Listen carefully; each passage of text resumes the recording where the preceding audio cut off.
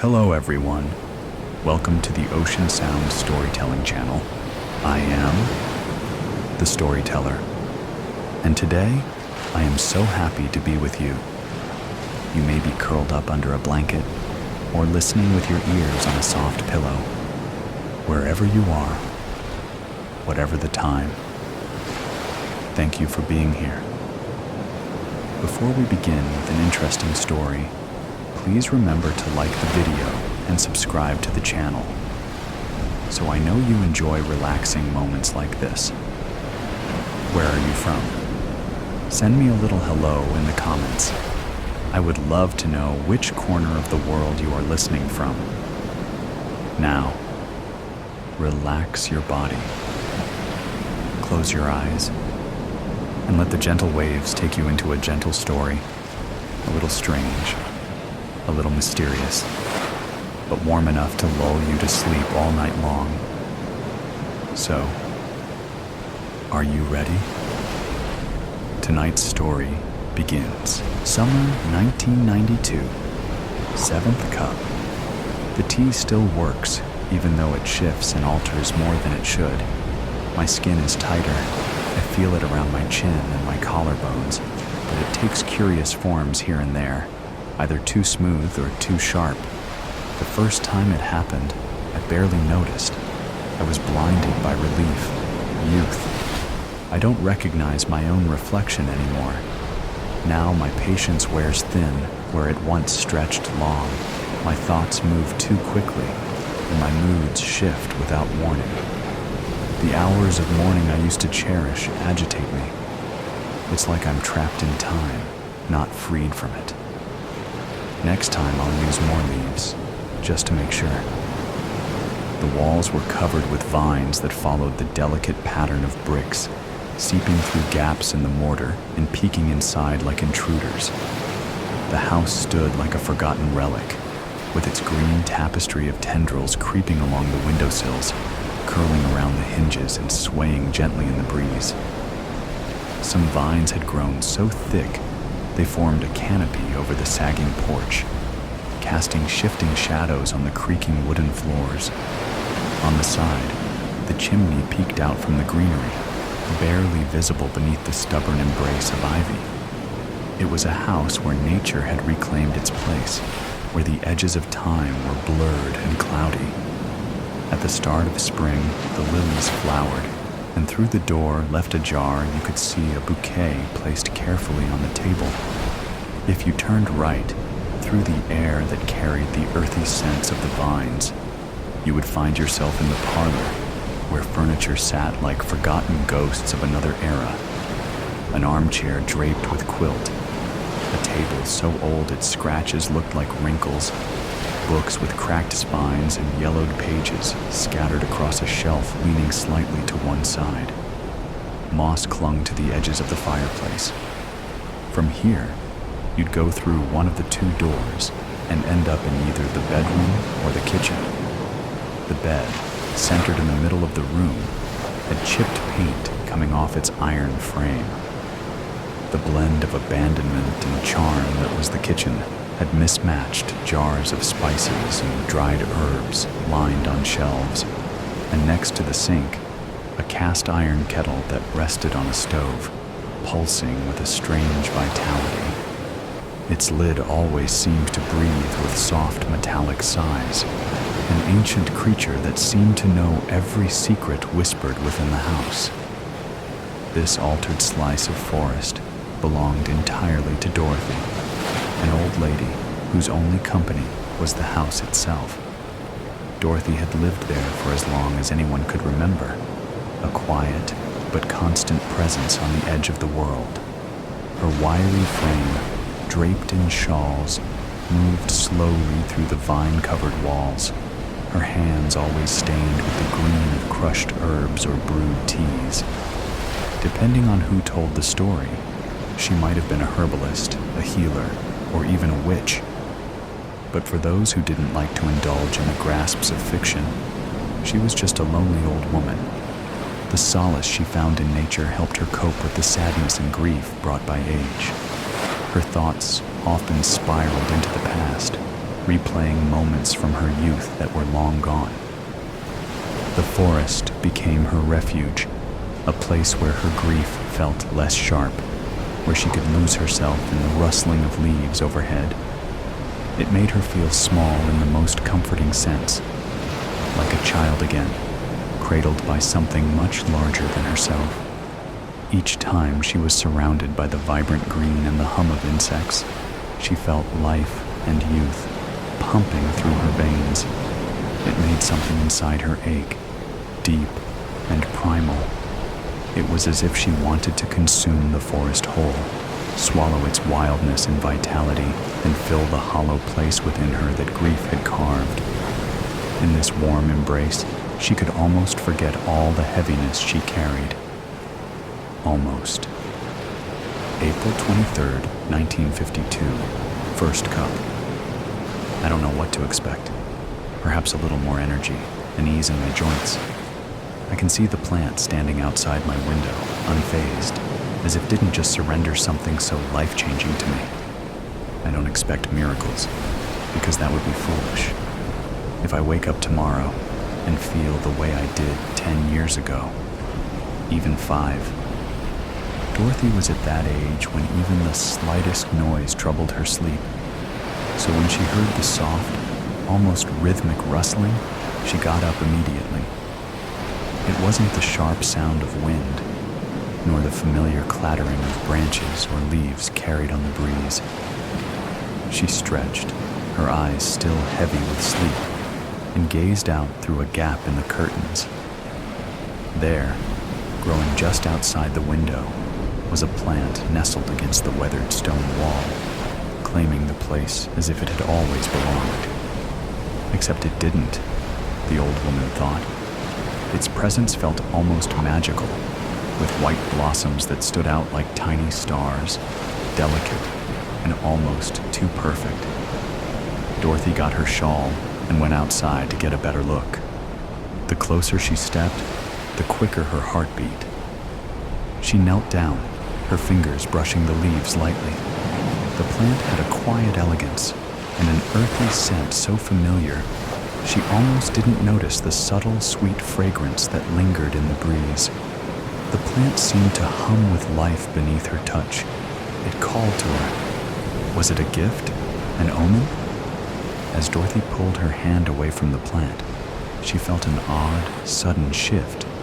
Something within her had been gently untangled.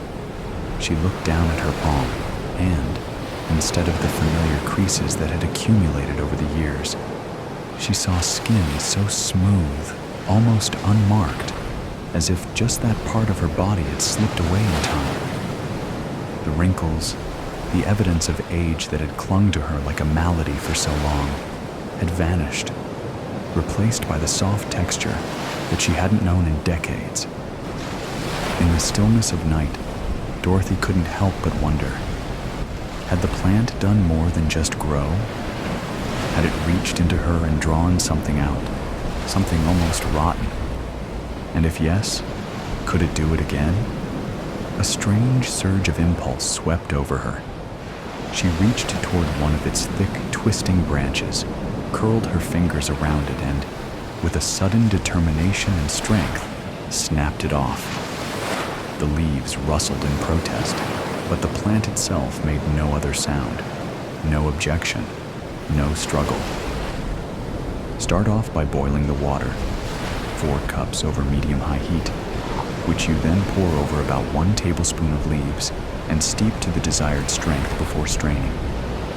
The quantity of leaves influences the end result.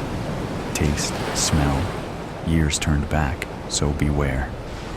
Add sugar, if needed, and stir until completely dissolved.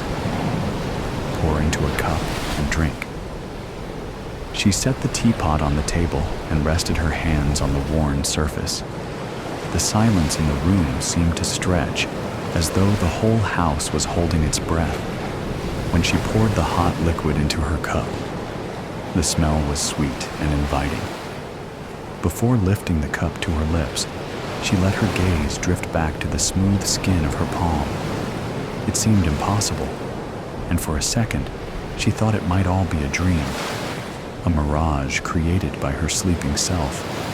But there it was again, the freshness of youth staring back at her, all too real. As she took her first slow sip, the light of dawn crept through the curtains, casting a pale, golden glow across the room. A ray of sunlight slipped past the table, past the jars with their faded labels covered in a layer of dust, and kissed the edge of the cup. After downing its contents, Dorothy couldn't help but smile. Years passed. The world shifted and reshaped itself. Time had forgiven nobody. It shed its old skin and kept emerging in a new form, always moving forward. Seasons marked their passing in the slow dance between life, death, and rebirth. The forest stirred from its slumber each spring, deepened its song in summer, caught its breath in autumn, and went to sleep at last, in winter. Outside Dorothy's house, the plant stood tall, its leaves shimmering in the sunlight, vibrant and green. It didn't wither in the cold or droop in the heat, and while the trees around it shed their leaves, the plant turned a deeper shade of green, as if to mock the cycle of decay that governed everything else. Something so human, so terrestrial, this idea of age, was never a threat to its well-being. Dorothy had witnessed these changes through both joy and sorrow. She was always there, a still point in a spinning universe.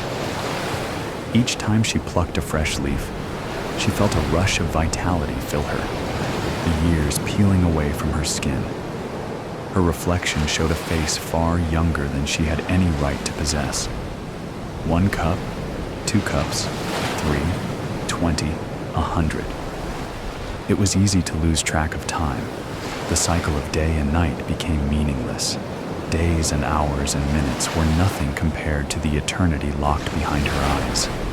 Instead, Dorothy would measure the passing of time by watching the plant diminish before her eyes, wondering how long it had left before turning into withered twigs. Would it one day simply stop growing altogether? Would she steal its essence until they both shrank, one no longer thriving at the other's expense? 132nd cup. I used to think highly of the plant, how time doesn't affect its leaves or flowers, but I'm not so sure anymore. The tea makes my stomach turn. I drink it anyway. What's the alternative? But every sip feels like a chore. I miss the sweet taste it once had. I don't even want to think about the possibility of it dying. Maybe it already is, and I just don't let myself see. The earth beneath Dorothy's feet was dry and cracked, reflecting nothing but decay. Around her, the world was lifeless. Even the birds, creatures that had once filled the mornings with their song, had long since vanished. Only silence remained. At the center of this desolation stood the plant, at least what was left of it. Its branches were brittle and twisted, no longer covered by the lush leaves that had once crowned it in green splendor. Dorothy knelt before it one last time, her hands trembling as she reached out to touch the withered frame. She could feel it, the final breath of life, and she knew in the ache of her bones, in the faint lines that had begun to reappear on her hands yet again, that this would be all over at last. Time, it seemed, had finally caught up to her, and yet she couldn't resist taking this one more gift. Carefully, she plucked the final few leaves from the plant's skeletal frame, thin and fragile like paper soaked in water. In the kitchen, she lit the fire and set the battered kettle on the stove. The water boiled slowly, keeping the moment alive for just a while longer, this last ritual that she was unwilling to let go of. She dropped the leaves into the cup, watching as they unfurled, filling the air with the earthy scent tinged with a faint bitterness she couldn't recall. It smelled of death. She carried the cup back to the garden, standing among the ruins of her once vibrant wood. the plant motionless behind her. She hesitated for a moment before raising the cup to her lips and drinking slowly. The warmth spread through her body, but the feeling was different this time. Heavier, less vibrant. Her hands did not change. The lines on her face remained. The tea had nothing left to give. Behind her, the plant made a soft, cracking sound, and when she turned, she saw it collapse in on itself. Its branches curled inward. Its roots shrank, pulling away from the earth until there was nothing left but a blackened patch of soil. It was gone, completely gone. As Dorothy stood in the silent, dead garden, she felt a strange sensation stir within her chest, faint at first, and then growing stronger, deeper, spreading through her body like the vines on the house.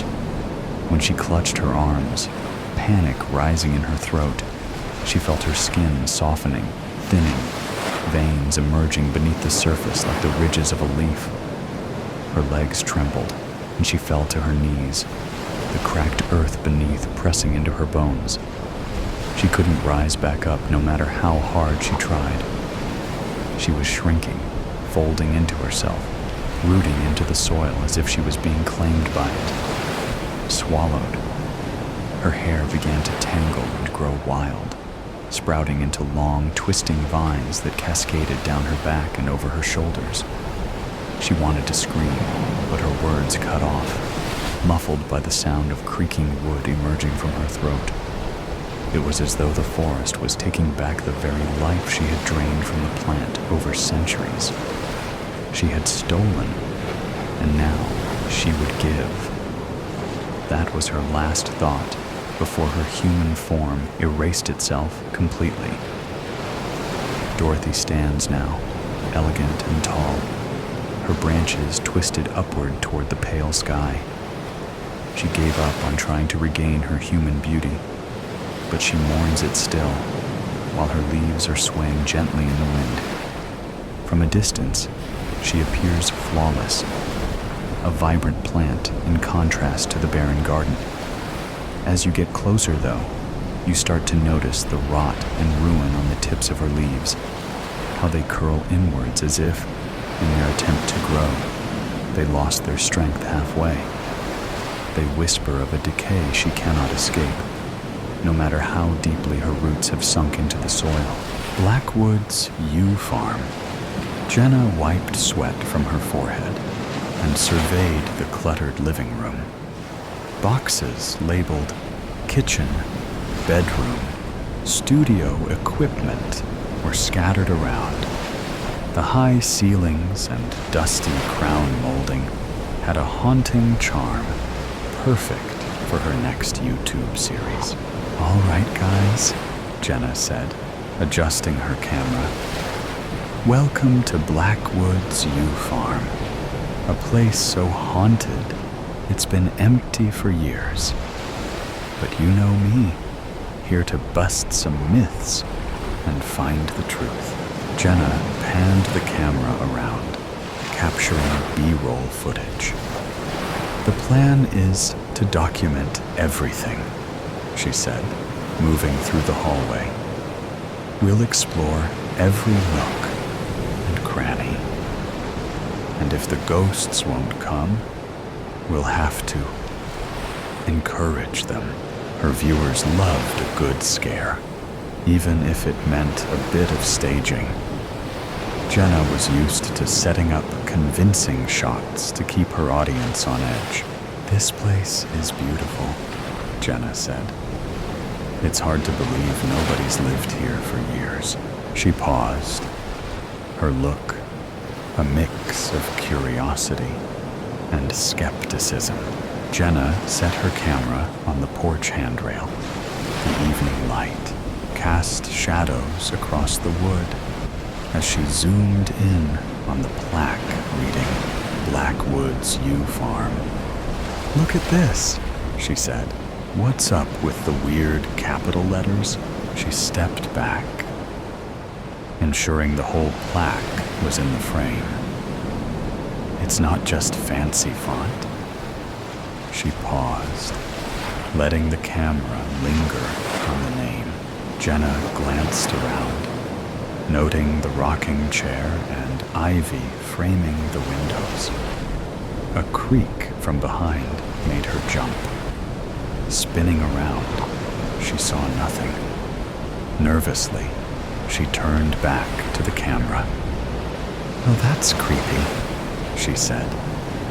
"This place certainly has atmosphere." She turned off the camera and walked into the house, footsteps echoing on the hardwood floors. She set the camera on a tripod, framing the grand foyer behind her, and turned it back on. "All right, everyone," Jenna says. "Let's take a deeper look into Blackwood's yew farm." She panned the camera across the entryway, showing the chandelier, dusty portraits, and wide staircase. "Check out this staircase," she says, brushing the polished wood. Straight out of a Gothic novel, Jenna moved into the living room, aiming the camera at the fireplace. This fireplace must have seen countless winter nights. She walked in front of the camera and looked directly into it. Turns out, Blackwood's yew farm has a history. People say it's haunted, but you know me. I'm here to bust those myths. A soft creak echoed through the house, making Jenna's heart skip a beat. Perfect setting for our adventure, right? Jenna reached for her notebook. Built in early 1929 by John Blackwood. After the Blackwood family's mysterious disappearance, the house changed hands a few times, each owner left under strange circumstances. It's been empty for 20 years. Closing the book, she whispered, "Bad luck? Or something sinister?" She moved the tripod to the hallway in front of the basement door. She opened the door to the basement and pretended to peer down. "I'll save the basement for another day," Jenna says with a nervous laugh. Heading upstairs, Jenna showed the master bedroom with its large four-poster bed and faded wallpaper. "This must have been beautiful in its day," she says. "I can't wait to fix it up. And the first thing to go is that ugly wallpaper." Finally, she climbed the narrow staircase to the attic. She pushed open the creaky door and stepped inside, her flashlight revealing stacks of old boxes and furniture. She panned the camera over the piles of furniture and forgotten relics covered in dust. "Looks like I've got my work cut out for me," she says, stepping carefully around the clutter. "But who knows? Maybe we'll find something interesting." Jenna approached a large wooden trunk in the corner, its surface scratched and worn. She knelt and slowly lifted the lid.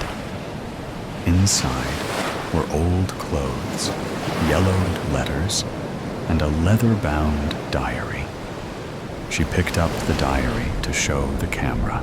"Jackpot," Jenna said, eyes wide with excitement. She opened the diary, flipping through the brittle pages.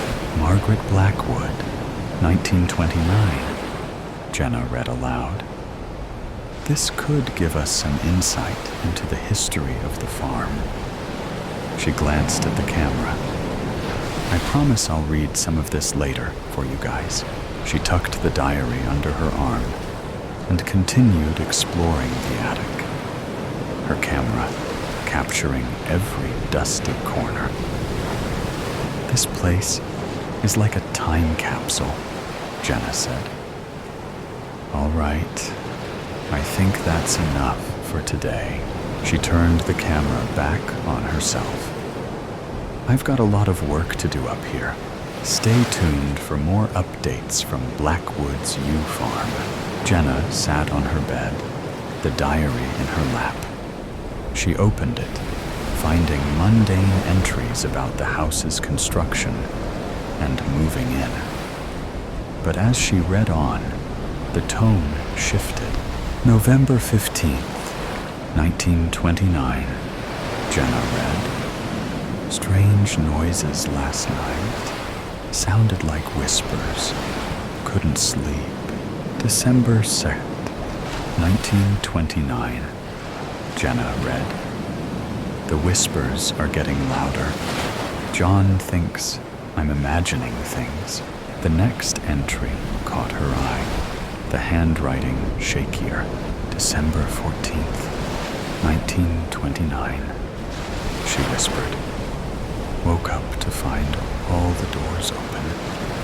John is missing. We're not alone. The children are terrified. Jenna's hands trembled as she turned the page. The final entry was short. The ink smudged. December 15th, 1929. Jenna read. Last night was the worst yet. Shadows in the darkness, cold hands on my skin. We must leave. If I could undo the wish that I made to get John to build it. The diary ended abruptly. Jenna closed the book, her mind racing.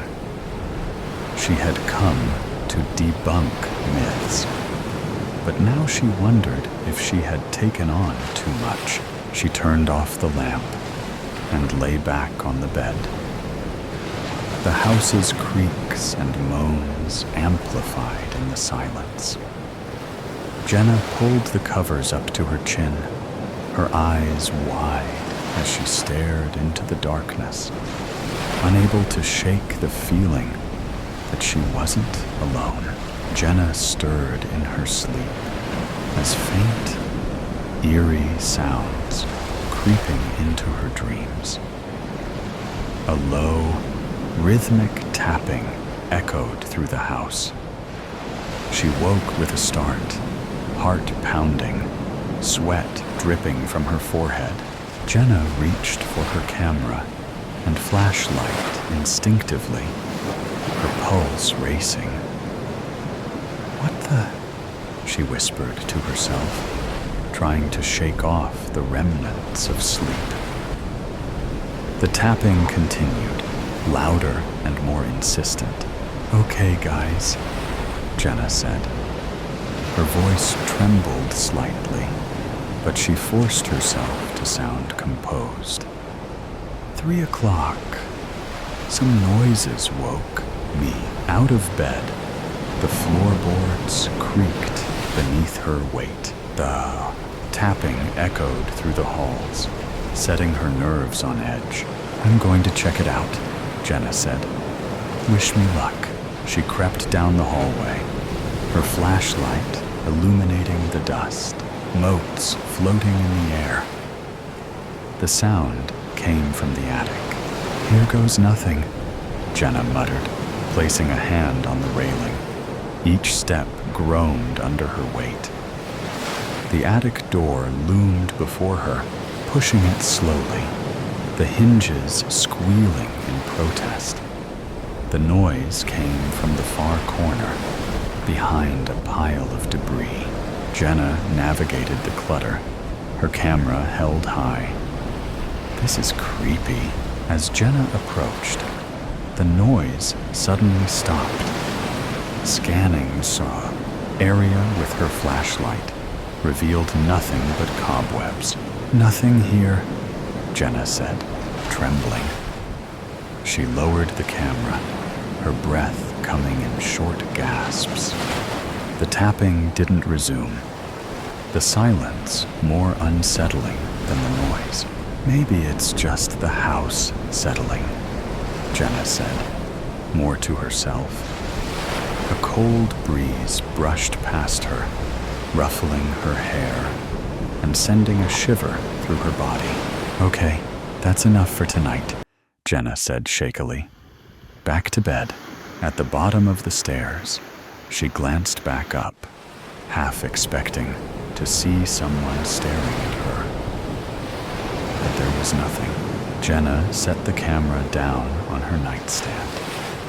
She climbed back into bed, her mind racing. The house was old, full of noises, but this felt different. She tried to reassure herself, but the unease lingered. Jenna, eyes heavy with sleep, heard it again. Closer this time, different. A soft, dragging noise, like something being pulled across the floor. She sat up quickly, heart pounding, reaching for her camera. "Guys, it's happening again," Jenna said, pressing the record button. "It's around 4 o'clock in the morning." She swung the flashlight around, sweeping it across the room. She gasped as she noticed the old rocking chair in the corner, gently moving back and forth. She swallowed hard, the thrill of capturing something tangible. She quickly looked under the bed. "Nothing here," she said. But that chair moving, that was real. The noise returned from the hallway. She tiptoed to the door, every muscle tense as she turned the knob. The door swung open with a creak, revealing the dark corridor beyond. She aimed the flashlight down the corridor, the light struggling against the darkness. She crept to the staircase, her mind racing with explanations, each more unsettling than the last. As she reached the stairs, she paused, the sound now coming from below. "Here we go," she whispered, starting down the stairs. The main floor was cloaked in moving shadows as the flashlight washed over the furniture.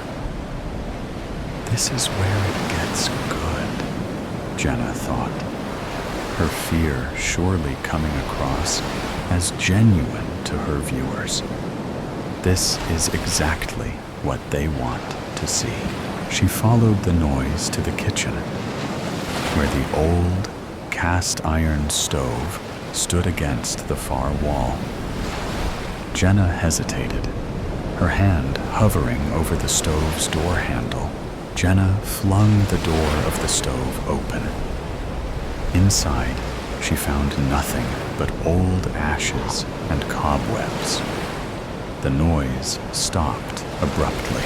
She turned the camera back on herself, trying to mask her relief with disappointment. "Well, that was anticlimactic," Jenna said.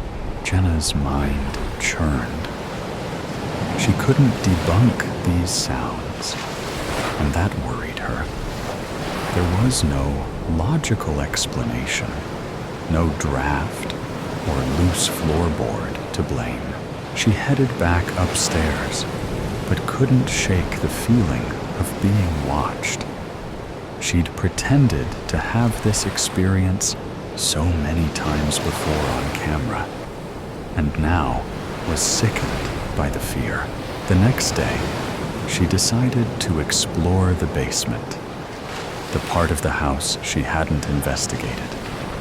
Clutching her camera, she silently slipped down the stairs. "All right, guys, heading to the basement," Jenna said. "Let's see if we can find these noises." Jenna jiggled the handrail along the steps. It wobbled slightly, but no noise came. The basement was a large, shadow-filled space, cluttered with old furniture and dust-caked boxes. The air was musty, carrying the scent of mildew. "This looks promising," Jenna said, aiming the camera at an old wooden door, its paint peeling.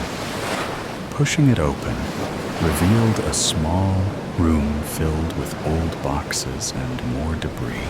Stepping inside, her flashlight barely cut the darkness. The room, cold and stagnant, was disappointingly mostly empty. "Well," Jenna said, shakier than she intended as she panned the camera to the clutter. Her flashlight cast eerie shadows on the walls. "Let's see if we can find more clues."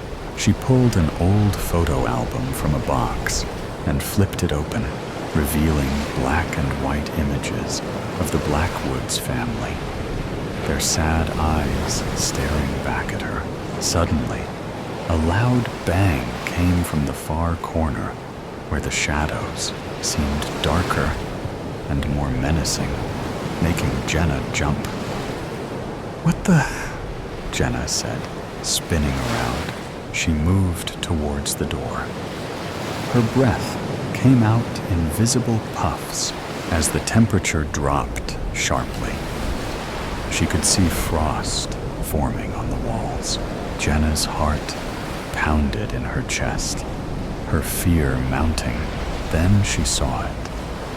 A large, dark figure standing just beyond the reach of her flashlight.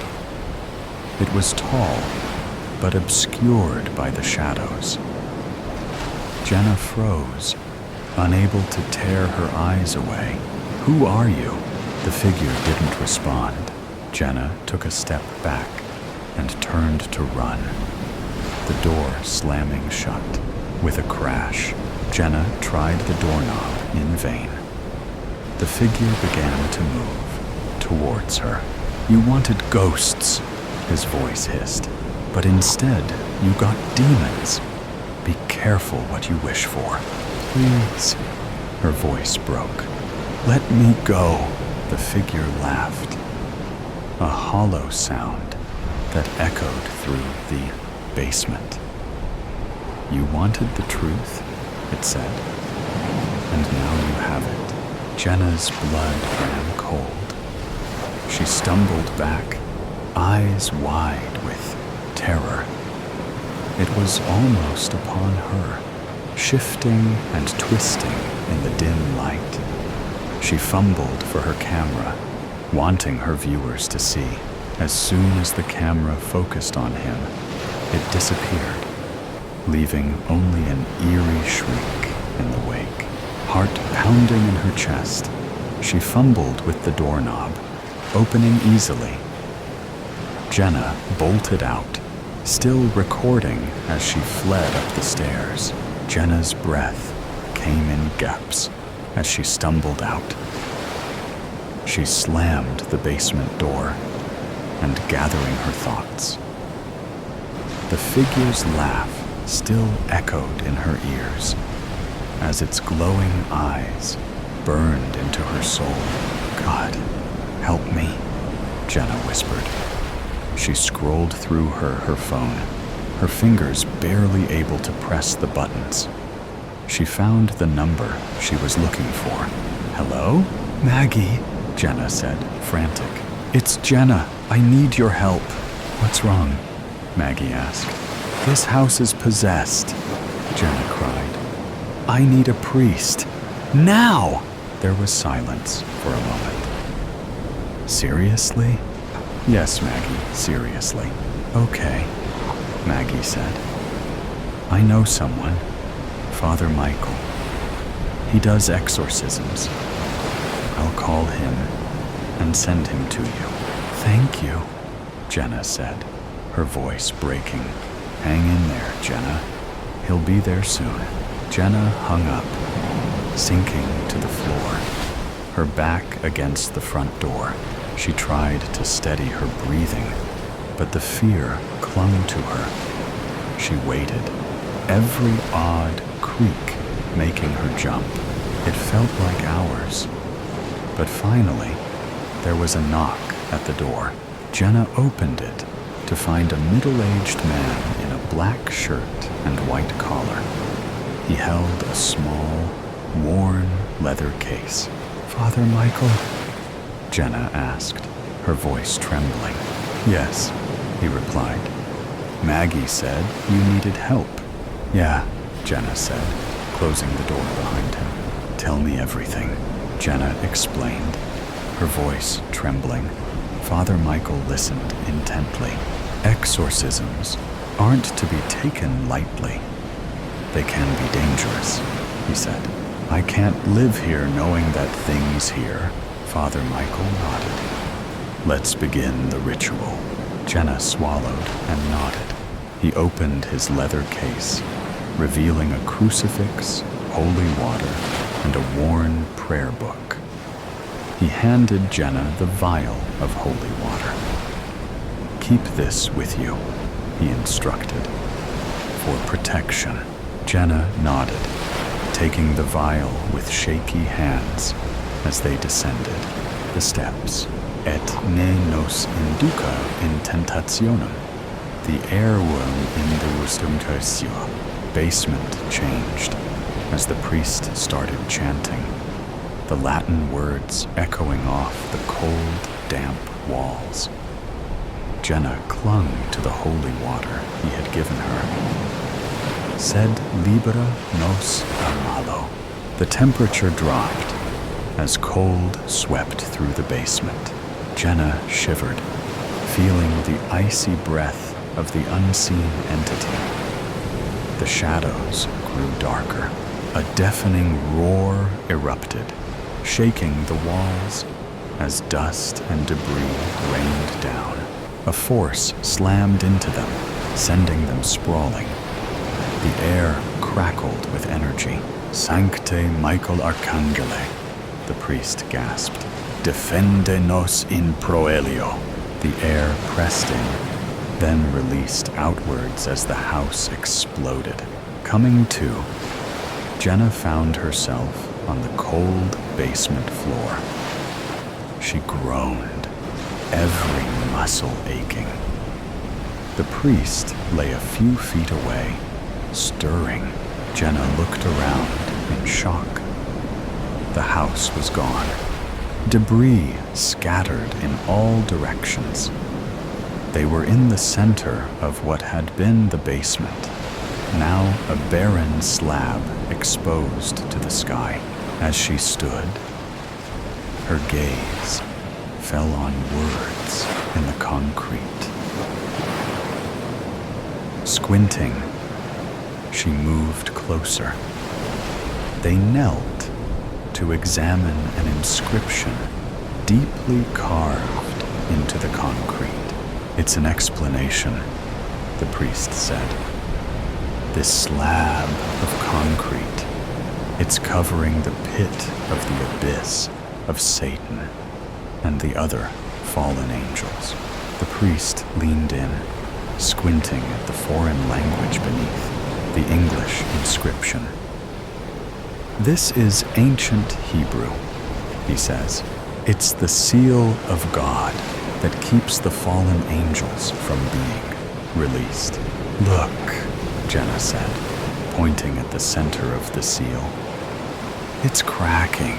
A small crack appeared in the center, widening slowly. The priest's face turned ashen as it grew like a spider web, expanding, jagged lines splintering outward, accompanied by guttural groans.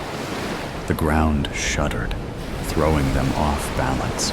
"We have to get out of here!" the priest shouted. "Now!" The concrete buckled as the crack grew wider. They stumbled backward, the ground trembling beneath their feet.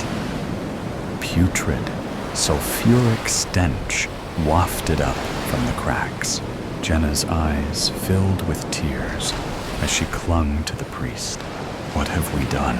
the priest shouted. "It's going to break open any second. Hell's about to be released. Literally, she looked up at the hole's edge, now seemingly miles above them. The walls steep and crumbling. Over here, the priest said. He pointed to a section where the ground seemed more stable, a narrow ledge that might offer a chance to climb. Jenna nodded, and they made their way towards it.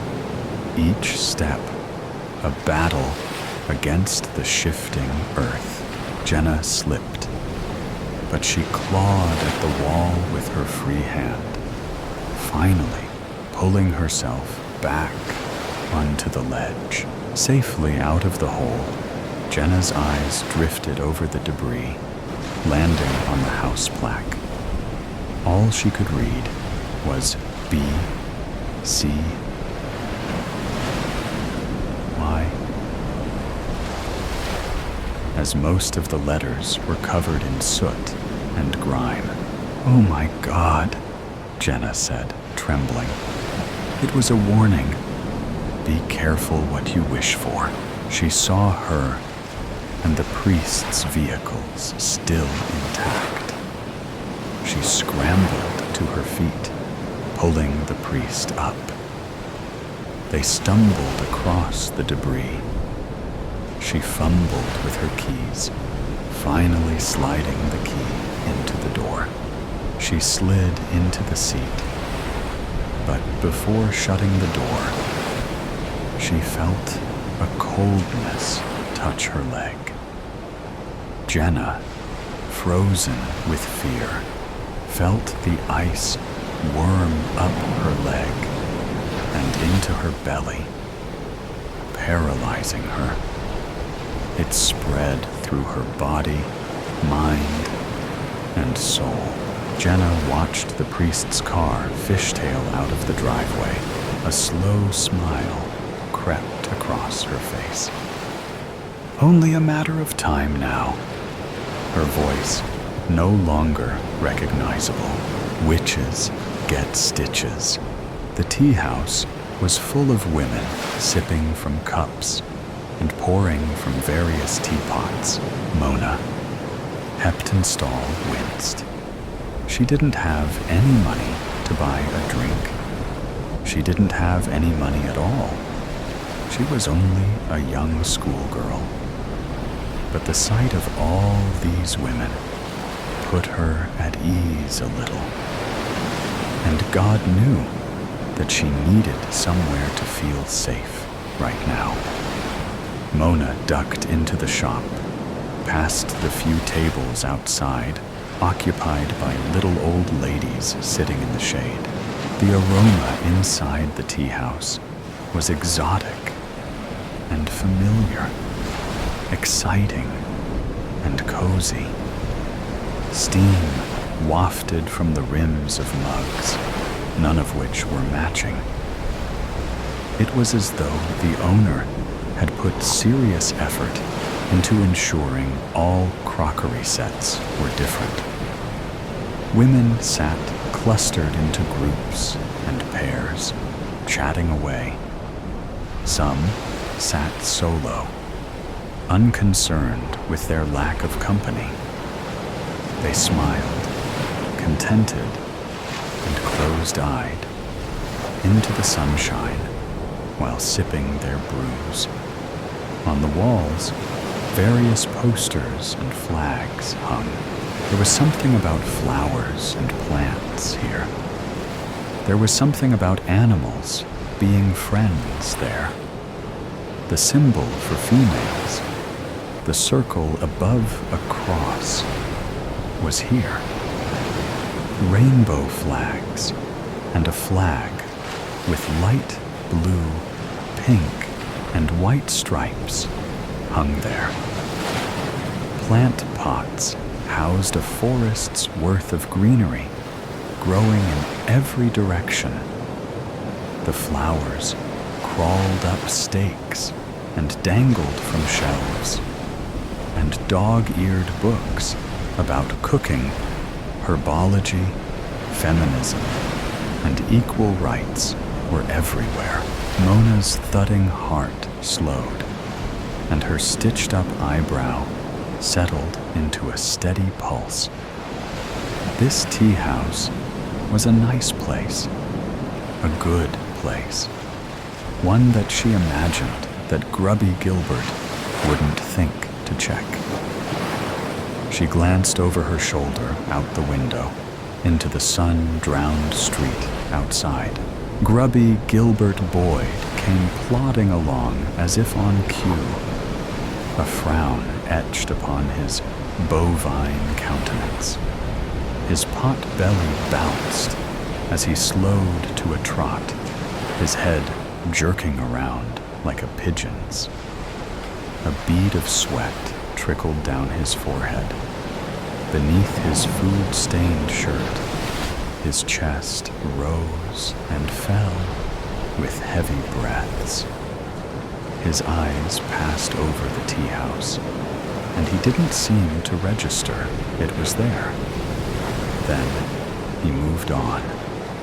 A few seconds later, Gilbert had passed the shop and disappeared down the street.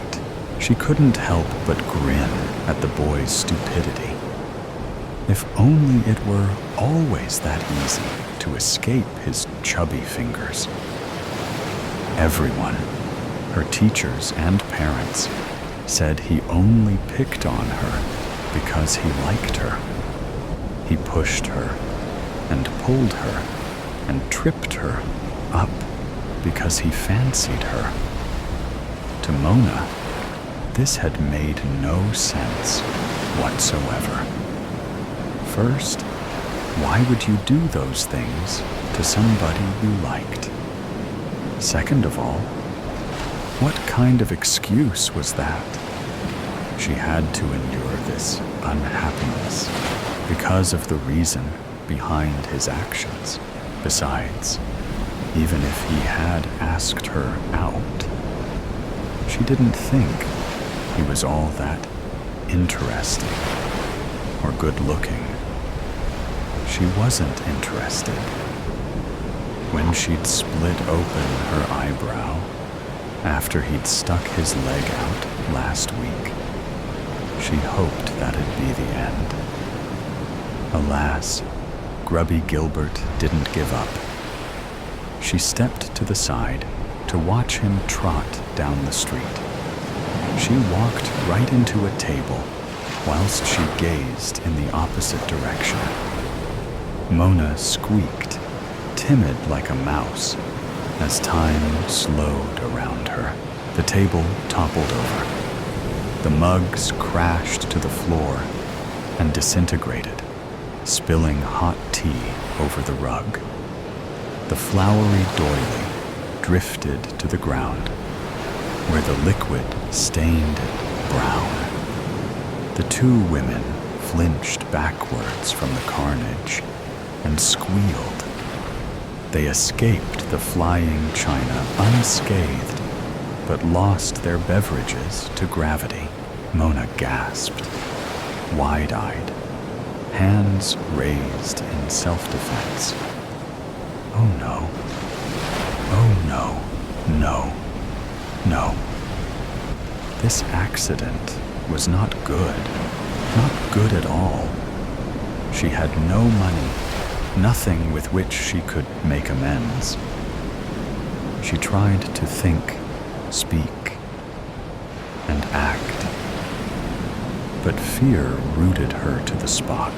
A woman with a tea towel draped over her shoulder came marching up to the scene.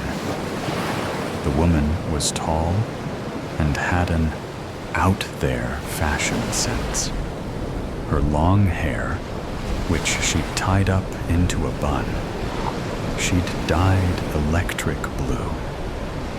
Her eyebrows and her eyes were coffee brown. Tattoos crawled up both arms, under the sleeves of her dress, and up the sides of her neck. The dress was black, with a flowery design, both Gothic and summery. A hoop dangled from her nose, and more piercings than Mona had ever seen dotted her ears. She took the tea towel and dropped it into the puddle, which disappeared. Before Mona could blink, the table was upright, its doily pristine, and the mug shards were gone. The blue-haired woman called to a younger girl who was busy behind the counter. "Sabrina, another ginger tea and a peppermint tea for this table, please." On the house, of course. Mona shriveled before the sight of her. Adults always seemed big, despite being no taller than the other grown-ups. This woman seemed like a giantess. Some unknown qualities made her presence more clear. She squeezed her hands together, averted her eyes, and awaited the tongue lashing. "I'm Alice Wallaker, and this is my tea house. Do you mind answering a few questions? Oh God, oh God, oh God. I'm sorry. I'm so sorry. I didn't mean to. I'm such an idiot. I'm such a stupid idiot." Alice silenced her with a wave of her hand. She smiled. "Never mind about that, Mona. Don't cry over spilt milk. Unless if it's for a black cat. What's your name, sweetie?" Something cold and jagged inside Mona began to melt. Calmness washed over her. She looked up into those warm brown eyes and didn't see the hostility she expected to find. "I'm Mona Heptonstall." Alice's eyes rolled over her every feature, settling on the stitches in her eyebrow. An odd look sparkled behind her kind eyes. "And what's his name, Mona?" Mona took a sharp inhale of breath. How did she know? Mona debated lying and telling Alice that there was no him. She was fine, and nothing was wrong. She soon abandoned this, then entertained the thought of giving the woman a fake name. But then that flittered away like a bat on the night's breeze. In the end, Mona told the truth. "Gilbert Boyd." Alice wrinkled her nose as though she knew the boy already. She inhaled through her nose, then out through her mouth. She bent down, picked up her tea towel, now bone dry, and slung it over her shoulder again. "Come with me." Uh-oh. Here it came. This point was the moment that Ms. Wallaker would call the police, and they'd take her away. The cops would call her school, and the school would tell her parents. She'd be in so much trouble because she wanted to escape grubby Gilbert. Alice ushered her through the packed tea house with a gentle hand on one shoulder.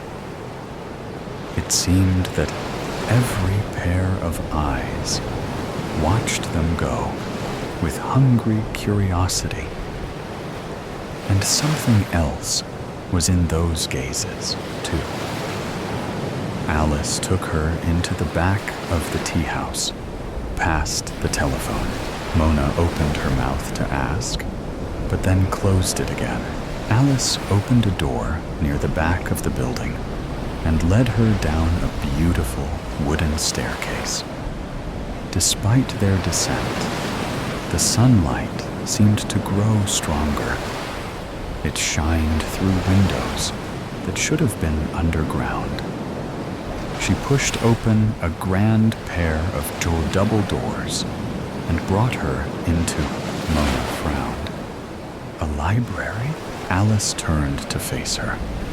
She stretched her hands out either side of her, as if reaching for the walls. Behind her, shelves of books stretched on for an impossible distance. Here and there bustled all kinds of women. They scanned shelves and pored over forgotten tomes. Some looked happy and healthy. Others looked battered and bruised. Expressions ranged from interest to anger.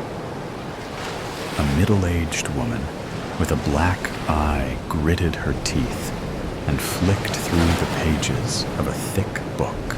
Nearby, a granny chuckled into her stack of open books, mumbling about teaching the bugger. Yes, said Alice. A library. A special library. A secret library containing hidden knowledge for people like us. Like us? Alice smiled. Women. Now, Mona understood what had been in the eyes of all those women as Alice took her through the tea house. Sympathy, and understanding. They'd all been in similar positions before, too. They knew how it felt. And when they saw a little girl experiencing the same, they couldn't help but send their hearts to her. Her mouth dried up. Only for women, Alice nodded, then turned and beckoned her. Come, we can find something to help your predicament. We have a little something for everyone, from ailments to revenge. But something gentler might be a good starting point for you. Mona paused. You're going to help me? But I wrecked your tea house. Alice surprised her by laughing. Oh, Mona, you didn't wreck anything. Besides, you were seeking shelter, weren't you? Well, you found it. Mona found herself laughing too. A few minutes prior, she'd never felt less like laughing. But being around this woman had eased her wounded heart. It was as though she were magic. She stopped dead in her tracks. Are you? Alice turned, eyebrows raised, mischief written in the color of her cheeks. She said nothing and waited for Mona to ask. She blurted it out. Are you a witch? Alice's eyes danced. Why, of course. All the best women are. She'd expected to feel terror, coldness, claustrophobia. This woman was into the dark arts. Alice practiced magic and witchcraft. She ought to be frightening. And yet, she wasn't. At least, not to Mona. But she thought Alice could be scary to the right or wrong kind of person. The sort of person like Gilbert Boyd. And the types of people Gilbert Boyd would grow up into if left unchecked. But to Mona, she felt as if an umbrella of love had opened over her head. Not only was the rain no longer falling on her, but the sun shone through the material. Mona followed the witch deeper into the library. What kind of help, Ms. Wallaker? Alice hummed and scanned the shelves, pointing at them as if eyeing a police lineup. At last, she said, "Aha," and produced a book from a shelf. It wasn't quite Baby's First Seance or Witchcraft for Dummies, but close enough. A beginner's book, an entry point into the dark arts. Only, were these arts dark? Or had men labeled them as such? Mona took the book, feeling the weight of power crackling through her fingertips. She couldn't help but utter a contented sigh. Alice opened the book and slid a finger down the index page, tapping on certain words. "Like this, Mona. There's some powerful stuff in here. Stuff that I wouldn't share with a boy, no matter how old he was. But you can handle that responsibility, can't you, Mona?" Mona decided that she could. What lies beneath? Summer 1972. Road trip! Pam screamed over the sound of the jukebox. She had shoved her chair aside, since there was no dance floor in this hole-in-wall bar. Her arms in the air, hips bumping and grinding to the beat, feet barely moving. After half a pitcher, she could sway her hips or move her feet. She opted for swaying to Otis Redding. Wastin' time. Barb was still capable of doing a fair lip sync of sitting on the dock of the bay. Pam a tad too wasted to remember all the words, fancying themselves the last hippies, the two girls planning to leave their homes in Georgia and head for the Frisco Bay. A few weeks earlier, Barb had bought a '58 VW van, orange, of course. Whoever had owned Old Orange before had taken out the rear benches and built a sleeping platform, leaving plenty of storage underneath. About 10 days into the trip, by the time they came to Houston, they realized that the air hose, a vital necessity to cool the engine, would not stay where it was supposed to be. So, taking the southern route through the desert was out of the question. So, they turned right toward Dallas. Old Orange had a few other minor quirks. For instance, the radio only worked in third and fourth gear. The windshield wipers only went one way. After each swipe, whoever was in the passenger seat needed to pound on the windshield to dislodge the wiper.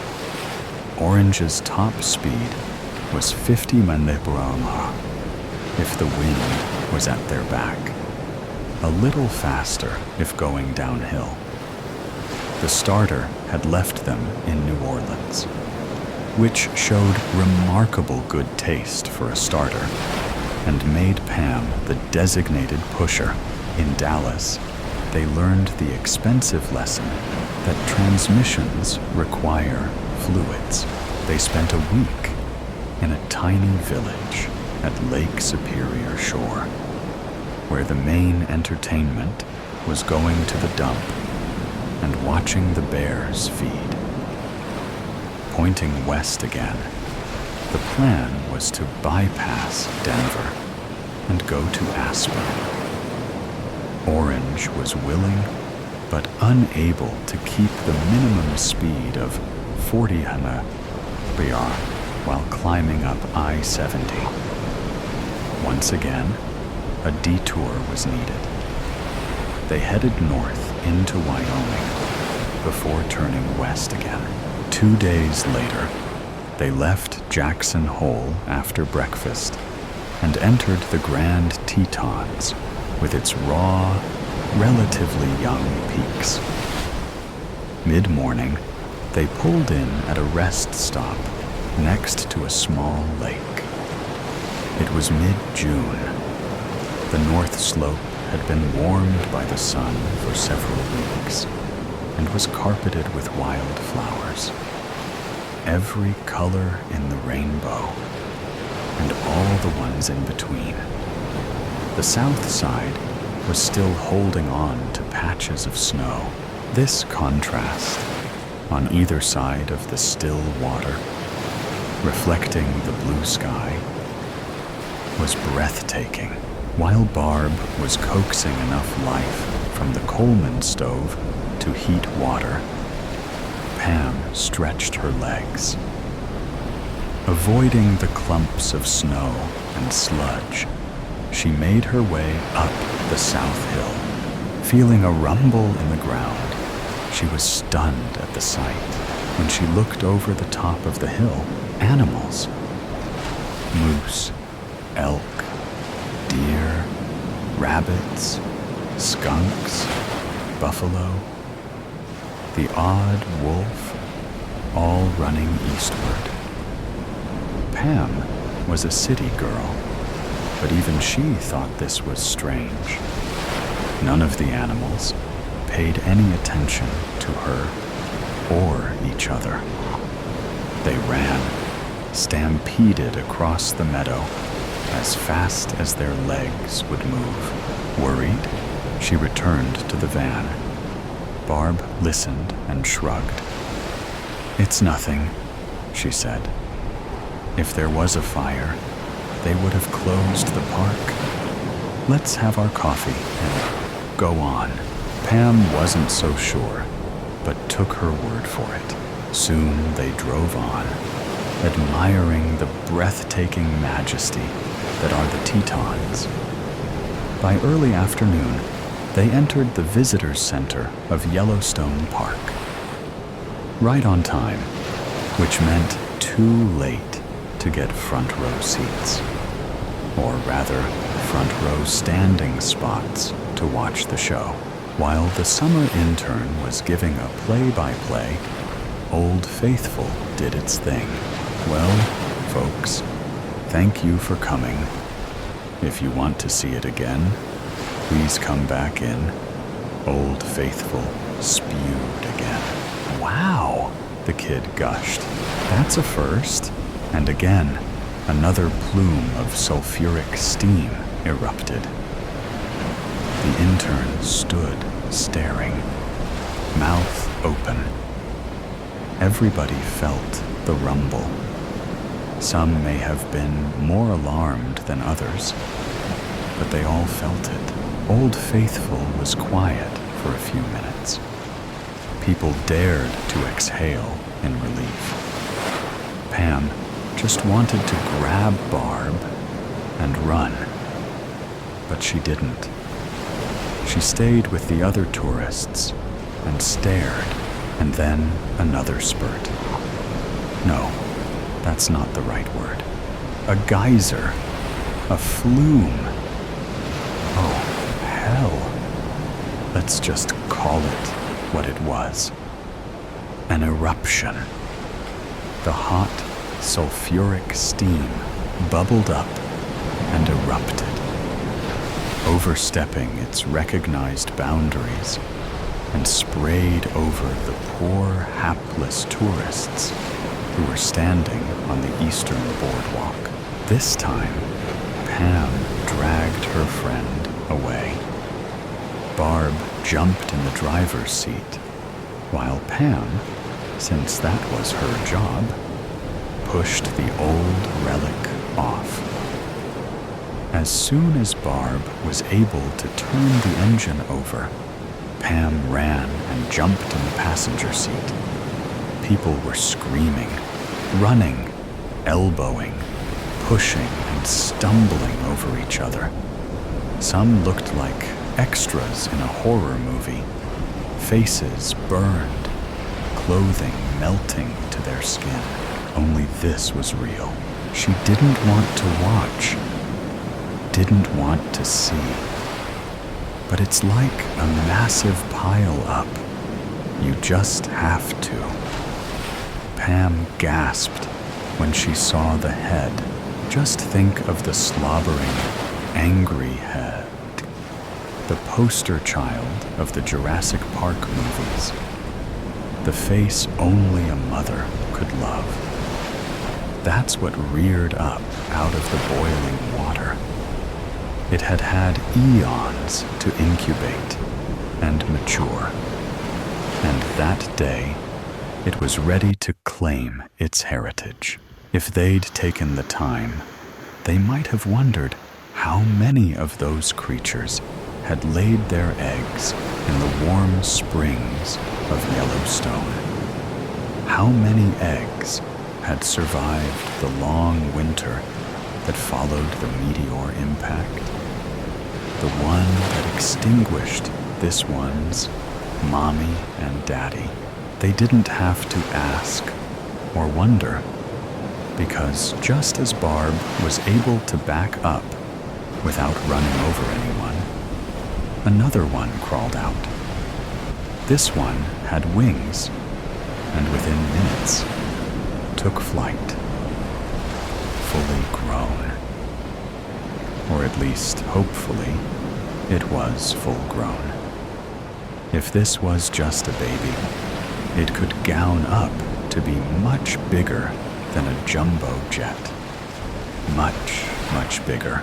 The lake, that famous tourist attraction, that placid aqua blue, edged in yellow circle, was now a churning cauldron with prehistoric critters peeking out before clambering ashore, screeching, howling, and knocking over, crushing anything in their paths. Go, please go, Pam begged. I can't, Barb cried. I want to, but I can't make myself drive over anyone. If you don't, they will. Pam pointed to the creatures that were crawling out of the water. Oh, shit. Oh, shit. Oh, shit. Barb summed up the situation, though they knew it was time to haul ass. And even then, it might be too late. They sat there in the deceptive safety of Vol.2 and stared as one grotesque beast after another crawled out of the boiling water.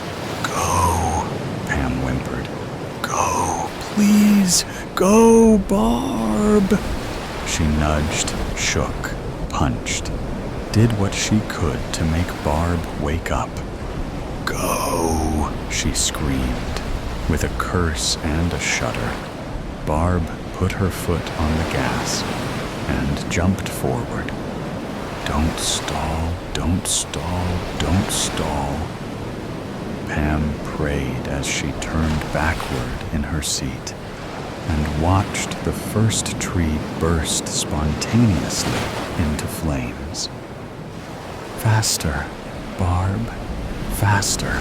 Barb was a good driver. That day, she turned into an excellent demolition derby driver. Aggressively, she drove around everybody, forced people into ditches and off the side of the mountain. She prayed, the act of contrition. O my Lord God, I am heartily sorry for offending thee. All the way into Idaho, they had grumbled the day before, when the gas station in Jack and Hole had gouged them. When the pump claimed to have put 12 gallons into a half-full 10-gallon tank, then charged them the usury price of 42 cents per gallon for the privilege.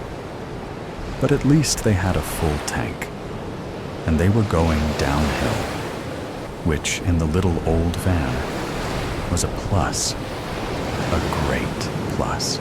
Maybe those flying creatures were colorblind and couldn't see orange because cars left and right.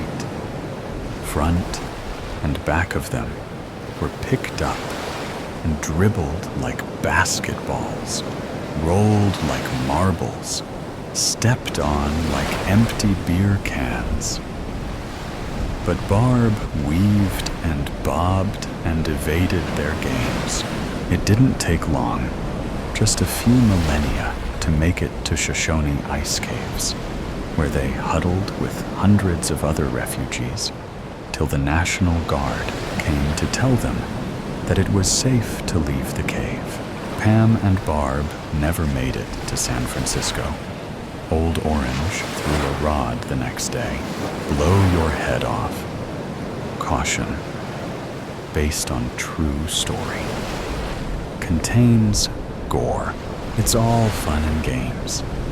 Until you blow your head off. Before the 1960s, before I made this my home, our lovely town was known for stately elm trees canopying the main street north of the river. But a deadly elm tree disease raged through, infecting them all. The ones not killed quickly succumbed to progress, as the street was widened to 4 lanes instead of 2 for the thoroughfare through town. The Men's Garden Club decided to beautify the landscape by planting a few flowers.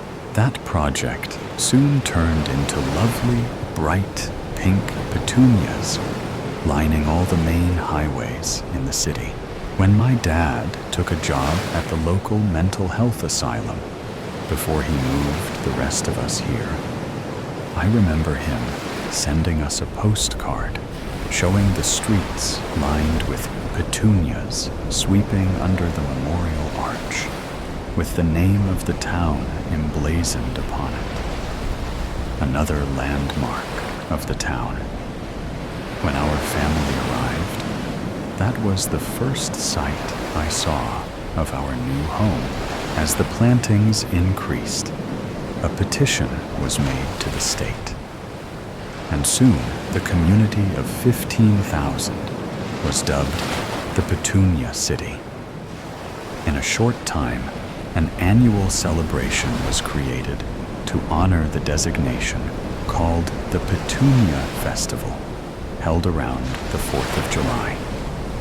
The festival midway games and rides, along with arts and craft or car shows, bingo, and a beer garden with live bands, attracted huge crowds from all over. It even became renowned enough that a popular game show in the early 70s, The Dating Game, presented a trip to the Petunia Festival as the grand prize to the winning couple. Welcomed as dignitaries, the excited couple became the grand marshals of the parade that year. I'm sure the experience made a lasting impression on them. The party always ended with a spectacular fireworks display, locally provided by a certified trained family who volunteered their services. In my teenage years, in a town without a lot to do, other than cruising Galena Avenue from Peoria Avenue to the south, to Lowell Park Road, to the north, back and forth, not counting stopping to sit at the courthouse corner to wave at other cruisers. The 4th of July Petunia Festival was the highlight of the summer. Lots of fun and games. Walking the midway hand in hand with someone special. Hawkers trying to get him to win you a prize. Stealing a kiss on top of the Ferris wheel. Eating elephant ears and corn dogs. Feeling nauseous after the spinning rides. Participating in the talent contest. Dancing to the music. Watching the marching bands compete. In my very young motherhood years, it was a struggle to get all my children downtown, at least for the fireworks. This particular year stands out in my memory. My husband was a police officer on a small police force, overstressed as the population exploded on those few days. He was not available to help much with the family. We may have taken the little ones to Kids' Day for a short time to ride the kiddie rides. The carnival company often comped the force a few free coupons, and I may have gotten my younger sister to walk the few blocks from my parents' house to the parade route alongside me with the stroller and the other two in tow. What little ones don't love a parade?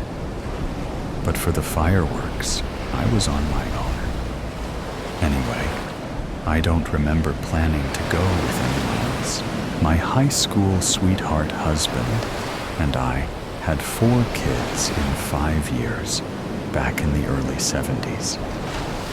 I believe their ages at the time must have been 5, 4, 2, and I was expecting my bicentennial baby.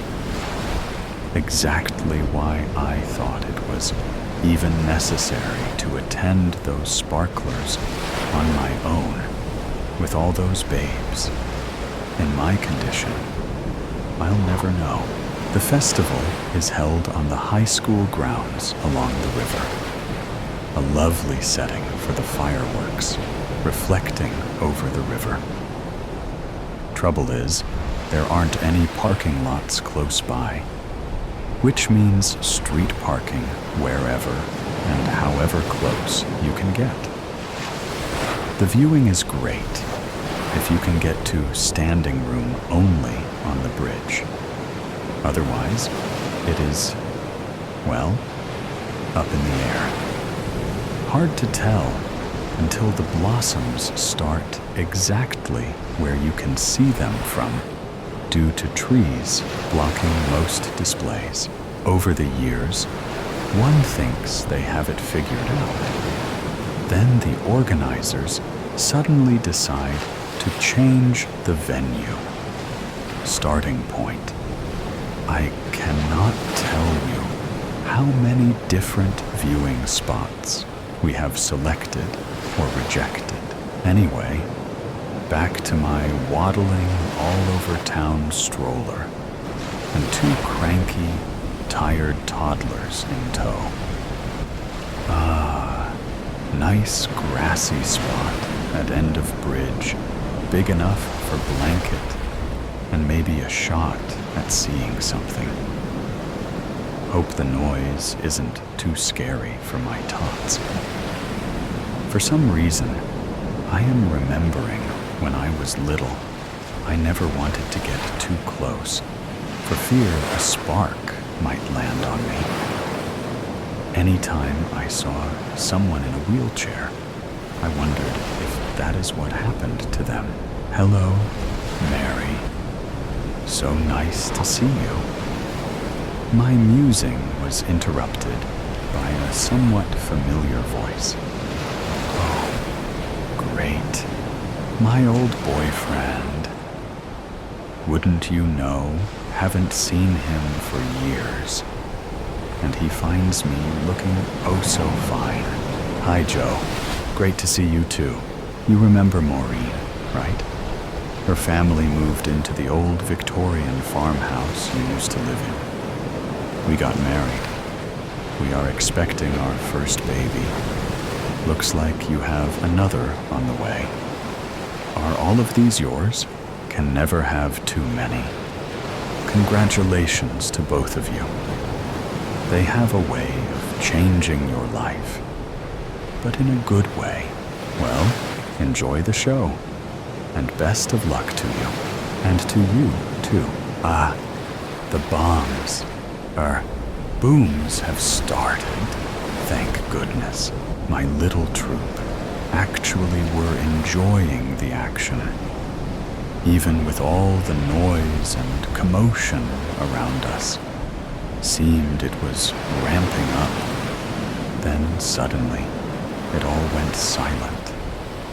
There was an extremely long pause, way longer than I ever remember between starbursts. The crowd noticed and seemed to get fidgety and restless.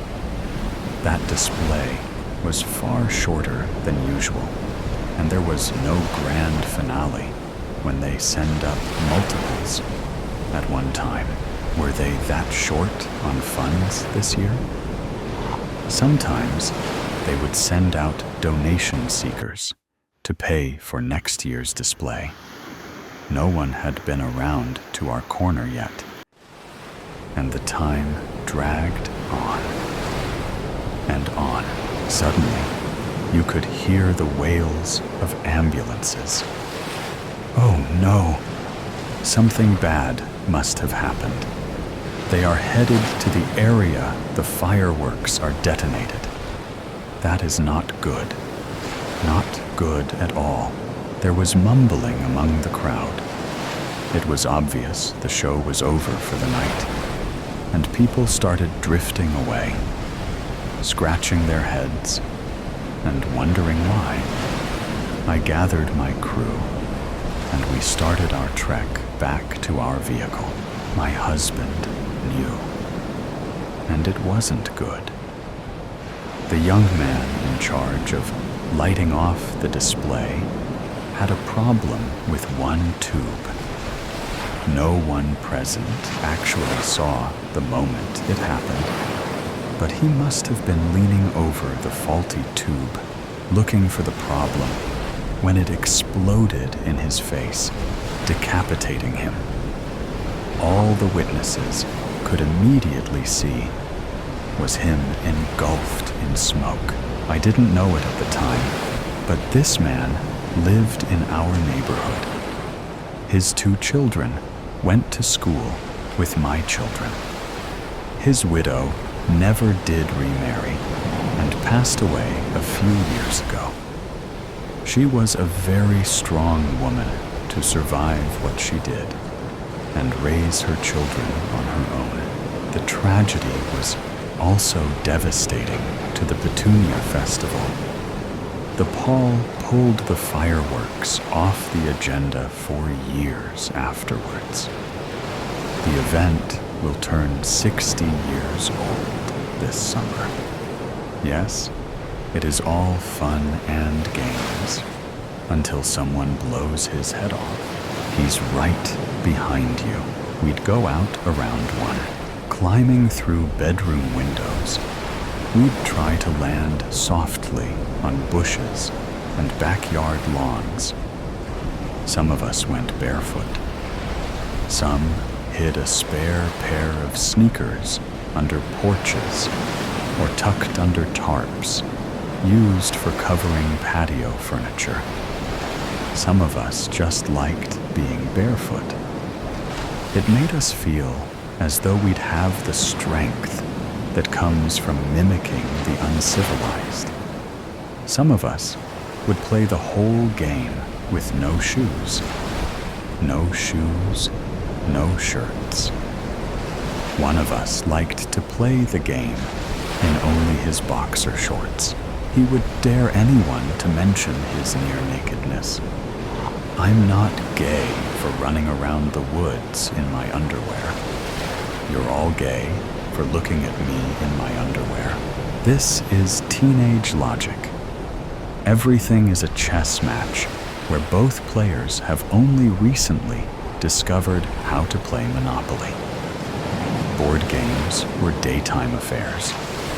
We would play them by the above-ground pools and in basements while our parents were at work. We were old enough to be home alone, provided we memorized the phone numbers of all the retired neighbors who could, theoretically, get to us quickly in the event of an emergency. Practically speaking, 70-year-old Mrs. Hasher would not have been able to help any of us had a deranged murderer targeted us the way they did in the cable movies we weren't supposed to watch. But our parents told themselves stories the same way we did. Stories about safety. Stories about good neighborhoods. Stories about how much a locked door could accomplish. Years ago, a girl had been abducted from her home on our street. But the rumor was she opened the door when a stranger knocked. Our parents didn't say it, but they secretly believed that meant she deserved to be kidnapped. I mean, if your kid is dumb enough to open up the door for just anybody, they told themselves that we, their children, were smarter than that. Smarter than that girl. We were not smarter. We were, in fact, a lot dumber than her. Of course, we didn't know that. We thought we were geniuses. Genius, warrior, punks with wisdom and ferocity, and all before our 15th birthday. We believed people were jealous of us, but we didn't know who these people might be. We believed that everyone at school had gone to at least second base, and we were ashamed to have never seen a naked girl in real life. We laughed at the word condom, but we believed, given the opportunity, that we would be intrinsically fantastic at lovemaking. At school, we had posters in our locker of Sarah Michelle Gellar and Jennifer Love Hewitt, and those of us who had gone to first base had that one poster of Cameron Diaz that would have gotten us suspended if a teacher saw it. We'd gather at each other's lockers and discuss the arrangements for the game that night. We'd agree on a spot in the woods. Some of us liked meeting at the tree that had been split in half by lighting.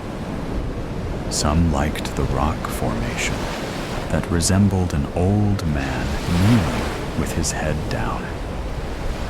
Once the location was agreed upon, we'd argue about the time. Some of us wanted to meet at midnight on the dot.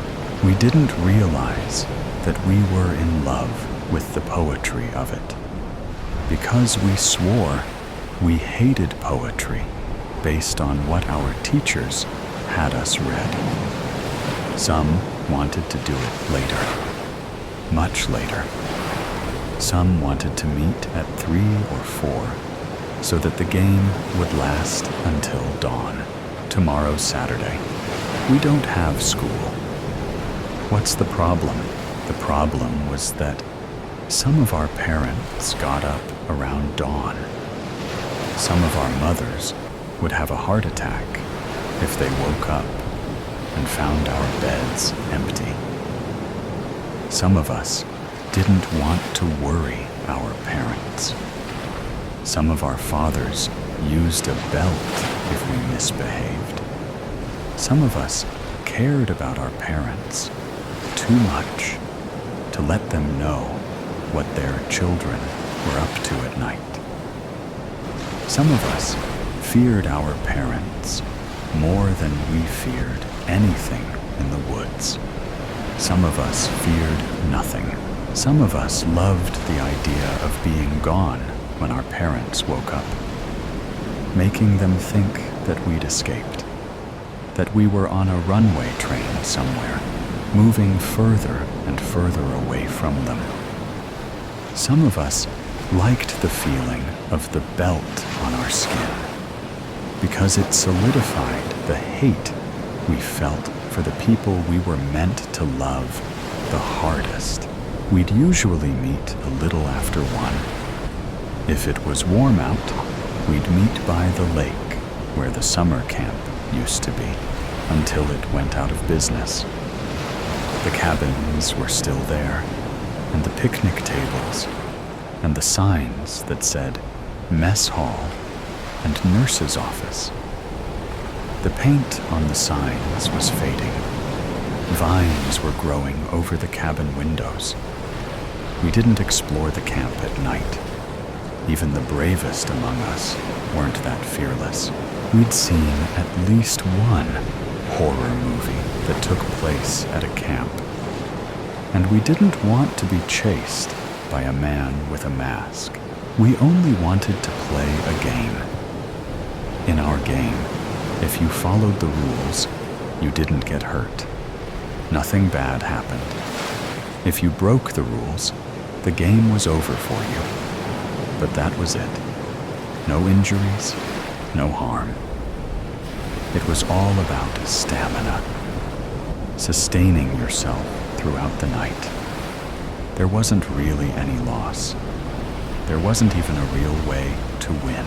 Bragging rights were all we had to play for. And yet, they seemed more valuable than the $100 bills our fathers would leave out on the kitchen counter, as though tempting us to steal.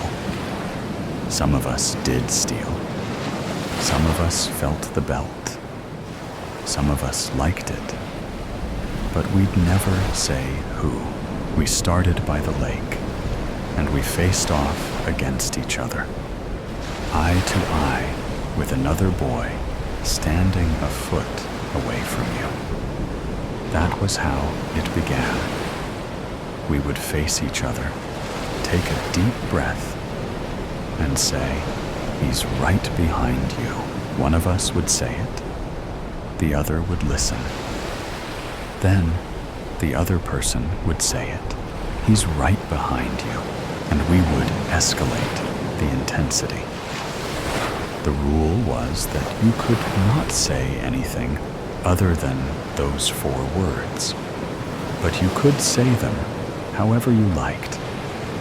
We could shout them at each other. We could whisper them. Those of us who were more strategic knew that volume wasn't enough. It was about having an action, an objective. It was important to keep a verb in mind. Beg, cajole, beseech, caution, plead, convince, convince, convince. He's right behind you. It didn't matter that we played this game several times a week for 2 years. It didn't matter that we knew that nobody was behind us. Inevitably, someone would get spooked. One of us would run home. That first hint of terror was contagious. Soon, more of us would be retreating back to our homes. It was rare that more than 3 or 4 of us would be left by the end of the night. If your partner ran away, you would find someone else who had also lost their partner. And you would face off against them, speaking the 4 words. If you were the only one without a partner, you stood silently and waited for someone to leave. Like most boys our age, we had no respect for anything we were meant to respect, and the utmost respect for imaginary things and made-up scenarios, school and church and authority and death were all laughable to us. But this game that we had created out of nothing, this was something to be taken seriously. None of us could remember who started it. Maybe an older boy who had since graduated from childishly sneaking out of his room at night. Maybe we all put it together, like a story composed of hormones and dirty sweat. Maybe it didn't matter. All that mattered was keeping it alive for as long as we could.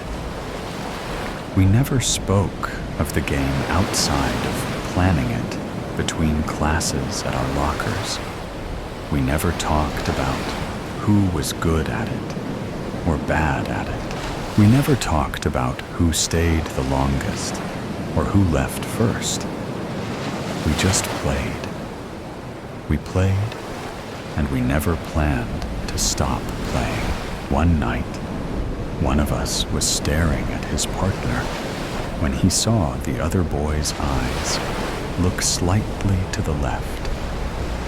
This was against the rules. You only looked at your partner. You used the 4 words to scare them, if you could. You didn't involve physicality, not even a slight shift in focus. The other boy began to shake his head. This was wrong. This was against the rules. None of us knew what to do if someone broke the rules, because nobody had ever broken the rules. There were no referees, and even if there were, it wouldn't have mattered now, because there were only 2 boys left on that night. The other boy appeared to almost choke. He coughed out the words, "He's right behind you."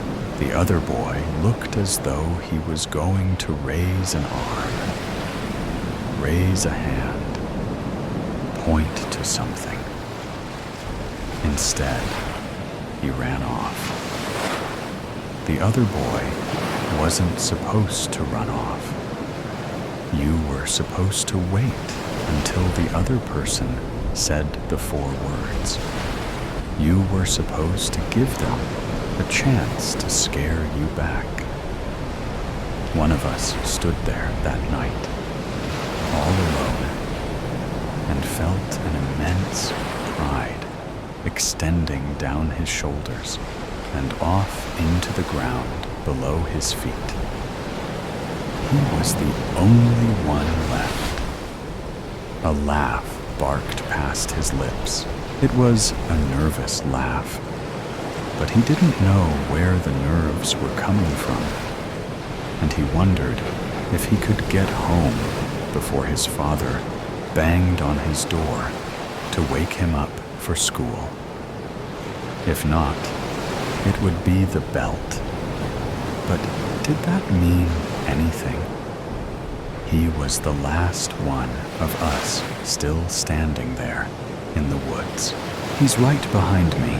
He didn't know why he said it. It wasn't true. There was nobody behind him. Every sound was natural.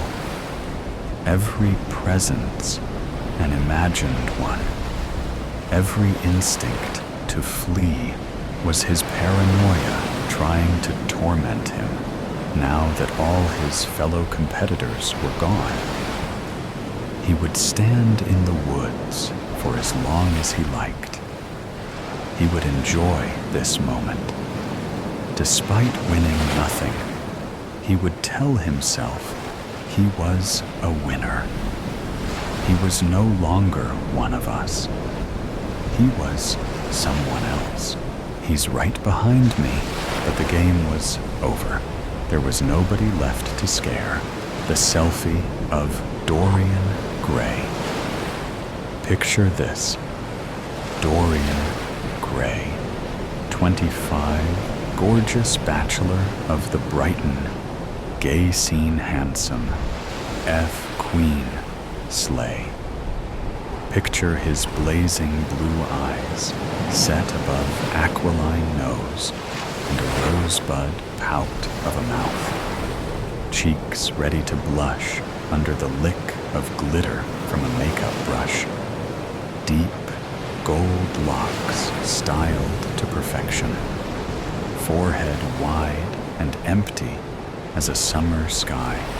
beauty not brains image as everything skin deep. Picture this: Dorian perched on the sleek leather and chrome of a bar stool in the poison ivy, margarita in one hand and foam in the other, twin totems of the god of the gay bar. Picture his thumb hitting the camera app. Muscle memory leads him there always, and hovering now over the shutter button. Picture him pausing for a fragment of time to check the image on the phone screen. It is, as always, empty perfection. Click. There it is. The button is pressed. The shutter closes. The selfie is taken. And all around him, life continues in the poison ivy. The disco ball spins. Lady Gaga roars through over-amplified speakers. A drag queen at the bar wipes lipstick and white wine from a red twist of a mouth. But for Dorian Gray, life has stopped. Here, now, in this moment, the moment the selfie was taken. Live in the moment. Look, good feel good. Self-love. Because, as he licks the salt rim of his margarita glass from perfectly glossed lips, Dorian realizes that he has taken the best selfie ever. What is it about this selfie that makes it so exquisite? Is it the background of dancers blurring to hot whirls of color? Is it the shards of light from the disco ball falling like a shower of diamonds across the face? No, it is the face itself, caught at the very moment of its blooming, like a young rose. Beautiful. Dorian knows, the instant he sees the selfie, that there, right there in front of him, swimming in a million pixels, is the great truth he searched for his whole life. Beauty. What would you like? The barman asks, plucking an olive from a discarded martini glass and popping it into his lipsticked mouth. I'd like, says Dorian. I'd like it if this selfie aged instead of me. You what? The barman hollers over Gaga's jagged vocals. I'd like another margarita, Dorian says. But Dorian's wish came true. Picture this. Years later, Dorian is flicking through his phone when up pops the selfie. Throwback. Memories. 10-year challenge. Picture Dorian, 35, and still on the cusp of blooming like a young rose, locking eyes with the image of his 25-year-old self, but not the image as he left it 10 years previously. No. For etched into the selfie, right there in front of him, are the tide lines of age, wrinkles beginning to show on the forehead, the skin wilting around the aquiline nose, twin creases either side of the rosebud pout of a mouth. Dorian sees, too, a certain sneer, a certain curl of the lip, not present in the original selfie #bitch face, #mean girl, #judging you. Was it the many times he'd put others down on the basis of their looks? The many ugly comments he'd made on another's ugliness that had written that sneer into the selfie? Did the curl of the lip evidence a life lived in selfishness, selfie stick in hand, and judgment in mind? Dorian swipes off the selfie, a cold sweat of horror breaking out on his preternaturally youthful brow. He tries putting a softening filter on the selfie, hoping to erase those harsh lines. But the app glitches and increases the contrast on the image, only etching those lines deeper into brow and cheek. Like a Narcissus staring into troubled waters, Dorian recoils in disgust from the sight of his own image. Oh, not feeling cute. Bad hair day. He clicks off the app, fingers barely shaking, and runs to the bathroom. Looking into the perfect circle of the stylish chrome-rimmed mirror, home decor interior design, trendsetter, Dorian scours his face for wrinkles, blemishes, imperfections. But he finds, as always, the same strange youth, the same pure beauty that is synonymous with his reputation in gay bars, from the pier to the marina. Hands clammy on the cold porcelain of the sink, Dorian exhales and spits from his perfect mouth the salivation that warns him he will vomit. Leaning over the toilet, he pukes onto the perfect white porcelain, loops of saliva falling from his face like hot tears of shame and disgrace. Dorian commits himself to a life of velvety pleasures and empty aesthetics. He progresses his modeling career at the London fashion shows. Strike, oppose, model life, catwalk. In his spare time, he buys designer handbags in the lanes and showcases his latest outfits in the bars of Kemp Town. At night, the selfie haunts his dreams.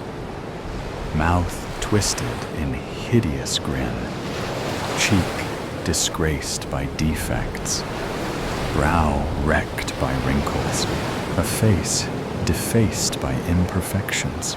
The years pass in a blur of nights spent knocking back shots in bulldog, cheers, down at happy hour. But still, Dorian's face stays young. He courts a beautiful drag queen, name of Sybil, dreams of the lavish wedding they'll have. In bars, they sip sex on the beach together and rate the other twinks on their looks in loud whispers. Roast me, 2 out of 10. Fugly. In dark bedrooms with drawn curtains, they smoke Tina with hookers and dropouts. At the nudist beach, they work on their tans. But soon Dorian and Sybil are fighting. Conversation withering to ridicule and cheap digs. Picture this. The couple at 2 a.m. on St. James Street, roaring insults and comebacks at each other with beer-soaked breath, like baying stags. "You're a right bitch," Dorian screams. "A nasty, cheap, tranny whore." He flings his pint glass to the gutter and struts off into the night. Picture this.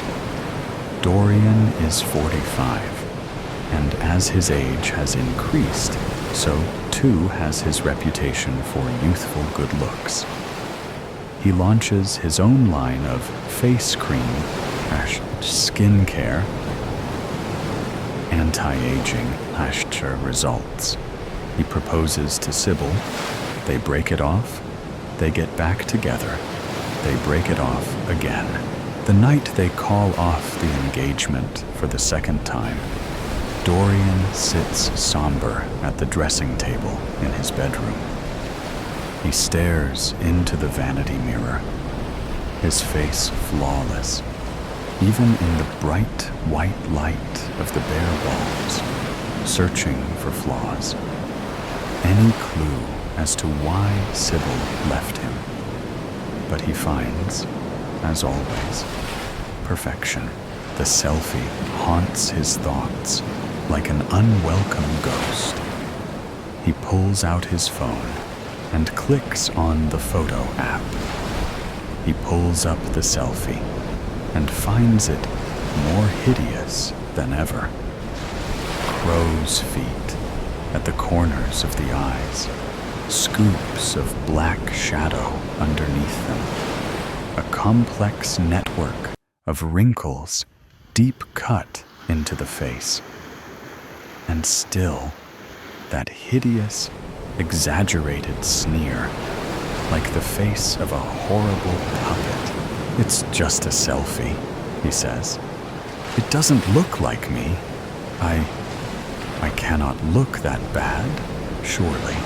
Reassuring himself, Dorian decides to take action. Why let a selfie ruin your night? Why let a photo curb your self-esteem? Quickly, before he changes his mind, Dorian clicks on the bin icon. A message flashes up on the screen. Delete photo. He pauses for just a fraction of a second, shaking finger hovering over the button, and presses it. Picture this. Sybil, the next day, hungover and contrite and missing her boyfriend, mounting the stairs to Dorian's flat in her stilettos, heel clicks echoing in the otherwise silent stairwell. She knocks on the door. Silence. She fumbles in her rhinestoned handbag for the spare key and lets herself in. Inside the flat, everything is in its usual perfect order. Dorian's designer coats hang in the entranceway. A half-drunk bottle of Chablis sits on the marble worktop, illuminated like a yellow jewel in the beam of a kitchen spotlight. The Dyson Tower fan blasts out cool air in the lounge. 2,000 watts or 700 cubic meters per hour. Ultimate cooling technology. It blasts a jet of cold across Sybil's fish-netted legs, like an icy river or a ghost passing through her. Dorian? Silence still.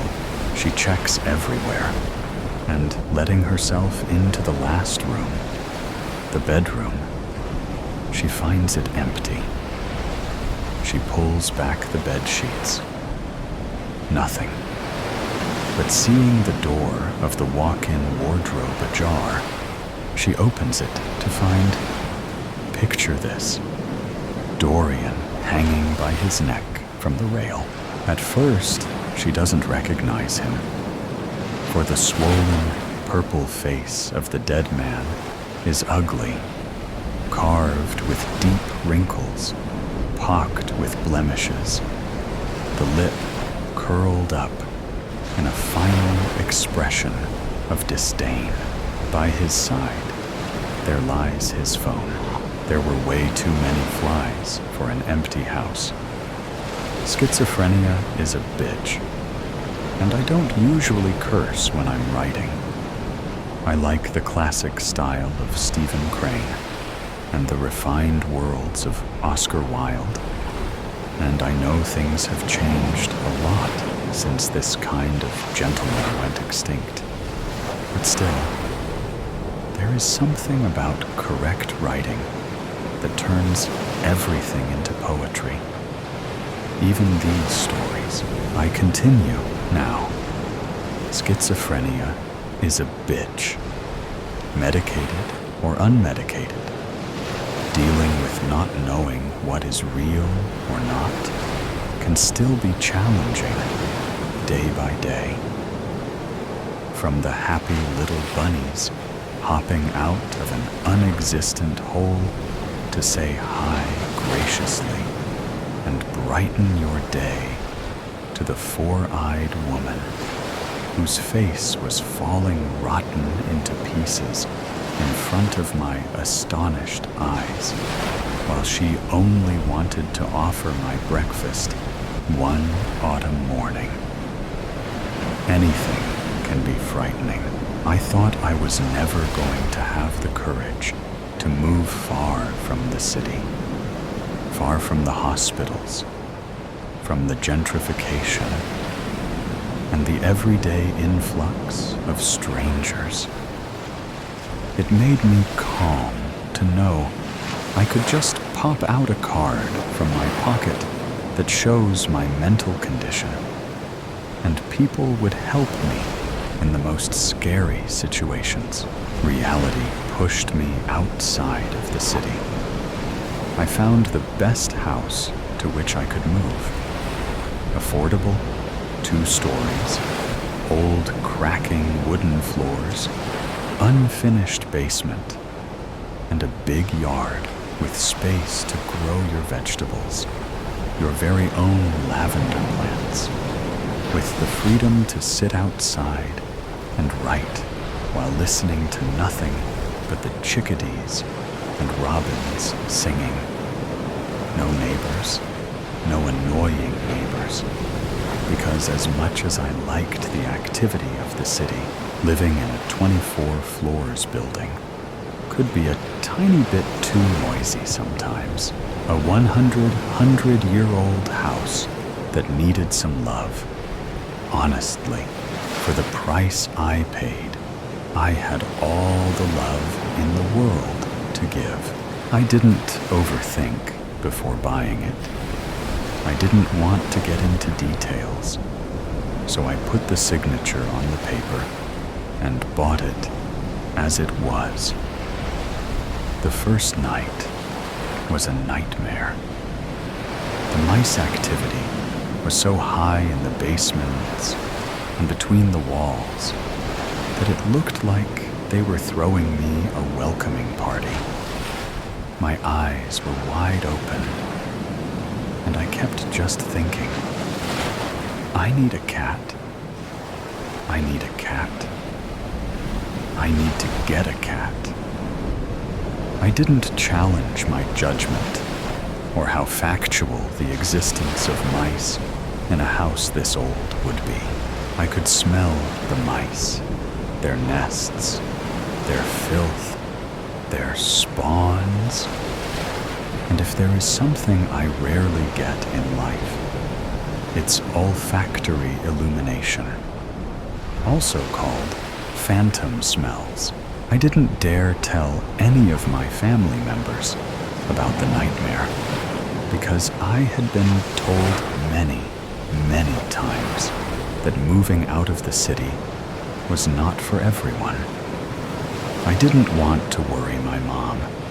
She tried to persuade me to move in with her, inviting me to stay more than once, offering me homemade food, and promising me peace and clean laundry.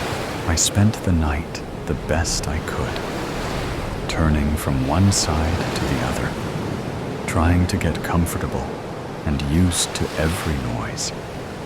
I woke up the morning after with a horrible headache when I moved the curtains in the bedroom to let the sunlight in. I saw at least 30 flies, scattered, sunbathing, flapping their wings against one of the windows, and I jumped back to my bed in disgust. I had my phone fully charged and used one of my favorite methods to discover if my mind was playing games or not. I took a picture of the flies. You see, when you have schizophrenia, if you take a picture or make a video at the precise moment that you see the craziest things, you can actually check on your phone if what you are seeing is real. The mind evolved to be tricky and a vile traitor sometimes. Still, it didn't evolve as much as not to be tricked by a cell phone camera. So the hallucination you are having, if it's just a mere creation of the mind, will not appear either in the video or in a picture.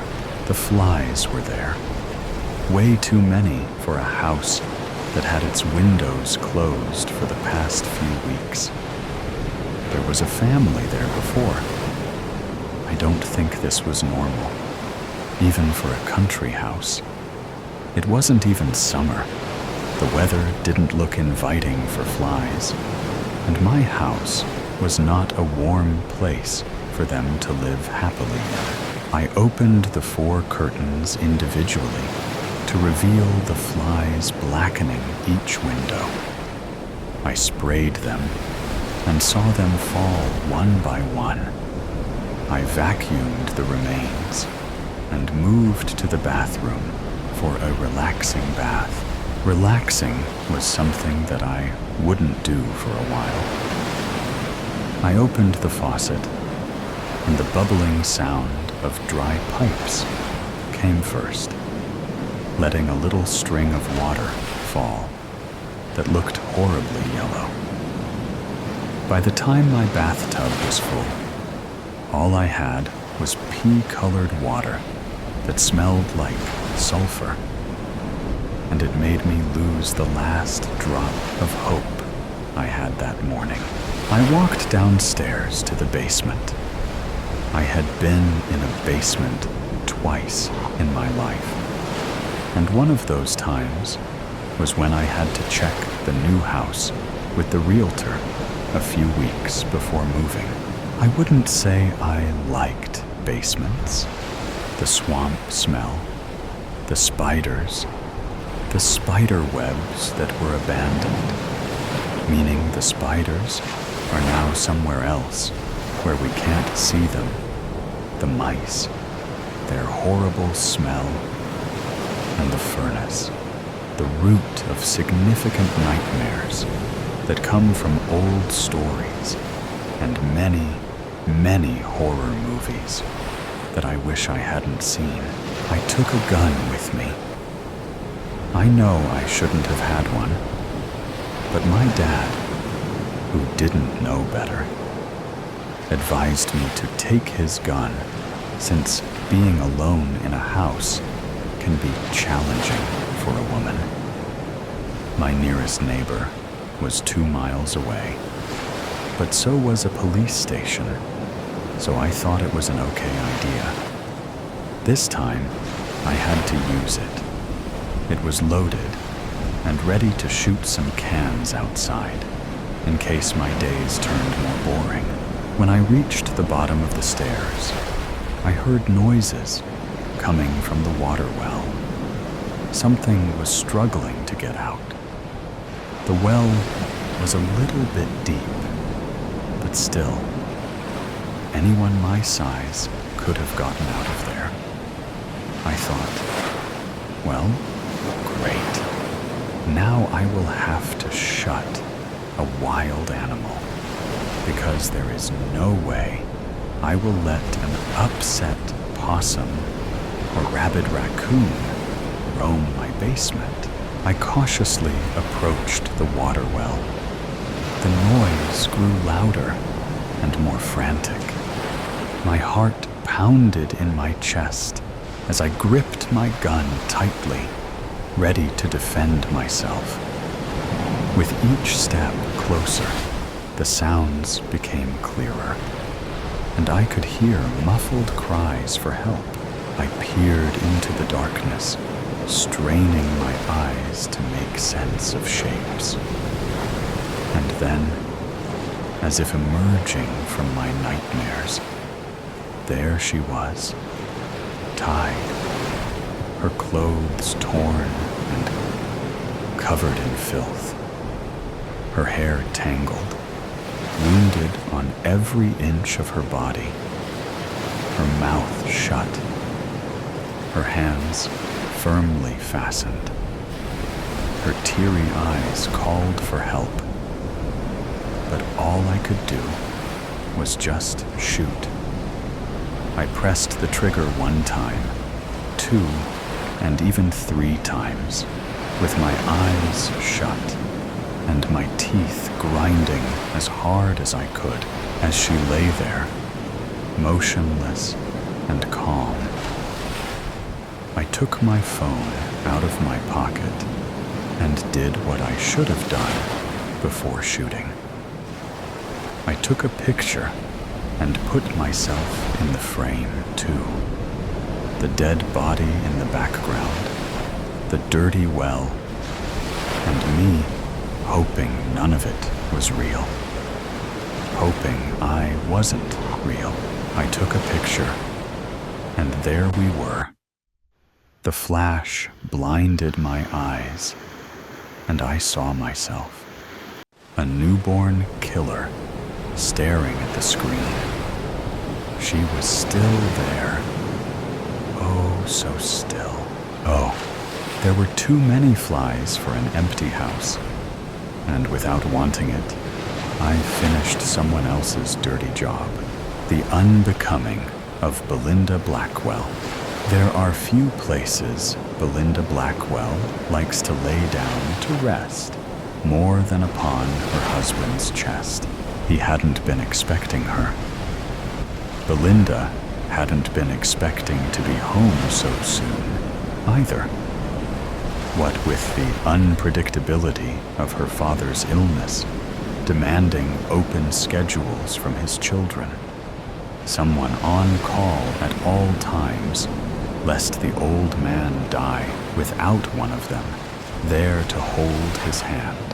When Oscar had come to join them a week early, something about a case closing timely and a stiffening in his shoulders.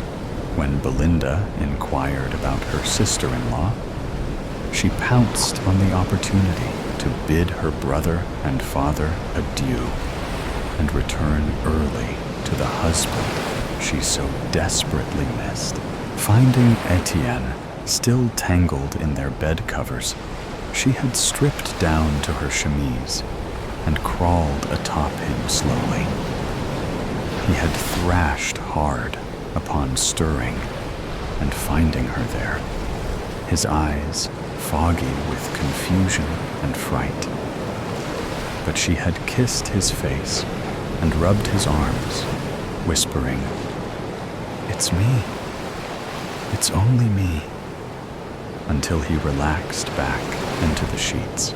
Now they rest quietly, teetering on the line between half asleep and half awake, Belinda's ear pressed to Etienne's chest to hear the steady thump, thump, thump of his heart. "Well, I'm glad Oscar will be with him," Etienne says appeasingly, having listened in silence to her stories from London. I think it will do him as much good as father. He seemed like he could use some time away. Away from what? I'm not sure. Belinda plays with a loose thread on Etienne's nightshirt. I feel bad saying away from his wife, but all signs point to it being the truth. He seemed uncomfortable when I brought her up, but he wouldn't tell me anything specific. Etienne's hand tightens where it rests on the nape of her neck. Then I hope that time will serve them both well. I do too. She tilts her head to observe the strong profile of her husband's nose. "And you?" she teases. "Has time away from me served you well?" All I managed to accomplish was missing my wife. He tucks his chin to look down at her, though I have been doing some research in your absence. Yes, I've noticed. The entire walk to their chambers was an obstacle course of books and journals on every tabletop and cast aside in the middle of the hallway, like he had thrown them down as he was walking. And before that, there was the cook coming to greet her in the foyer with concerns of her husband's increasingly strange demands while Belinda was away. His supposed need for rabbit hearts and pitchers of salt water, bunches of fresh rosemary left to dry on the windowsill for exactly 36 hours, and demands of her and the housemaid to not disturb him when his doors are closed. Certain tasks he'd undertaken where it was vital he not be interrupted. For the sake of goodwill, she gave them both the rest of the morning off. Belinda knows of her husband's beliefs, glimpses into a world of ritual and wardship, studies of augury and communion and necromancy that he prefers she not get too close to. Etienne shifts underneath her, and she reads discomfort in his movements. She strokes a hand down his cheek, so he knows not to be ashamed of it all on her behalf. What has prompted it? Have I come to see you while I was gone? He's told her, too, of the spirit that haunts him, the one that looks just like her, that follows him around the house and watches him from doorways and windows and stares at him unblinking, stares at him like he's done something unforgivable. Belinda has never seen herself, and Etienne claims the spirit has never appeared while she's in the house. She fretted for days over having to leave him when word of her father's illness arrived, knowing what it might invite back into Etienne's life. But there was no getting around the trip. And besides, Etienne had sworn his confidence that that time was behind them. It would appear that he'd spoken too soon. His eyebrows tick up at the middle, like he's attempting to contain his emotion. I thought it was over, he whispers. It's been so long. I feel like a fool, letting my guard down as I have been.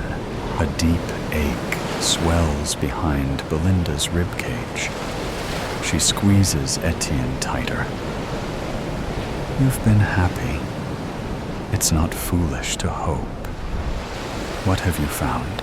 There is a ritual, one for banishment. I have been completing the prerequisite steps over the past week. Oh? Belinda struggles to understand. Yes. There is only one step left to do. It won't be easy.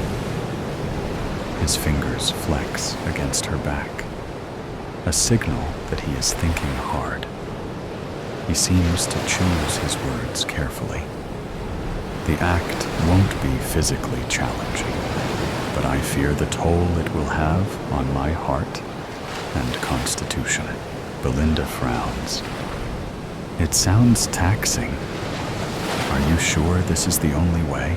She considers, not for the first time, bringing up the possibility of relocation, abandoning this home that torments him, so in favor of a fresh start, a life away from paranoia and body doubles. She can't see. Before she can muster up the right words, he's saying, "It will be worth it. I want to do it. I want my Belinda to be the only Belinda in my life." She smothers a grin against the collar of his throat.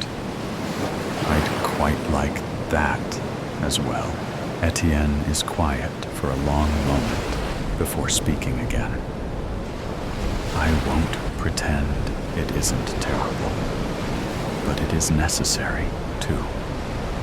I want my wife to have a good life, and I need to be better to give one to her.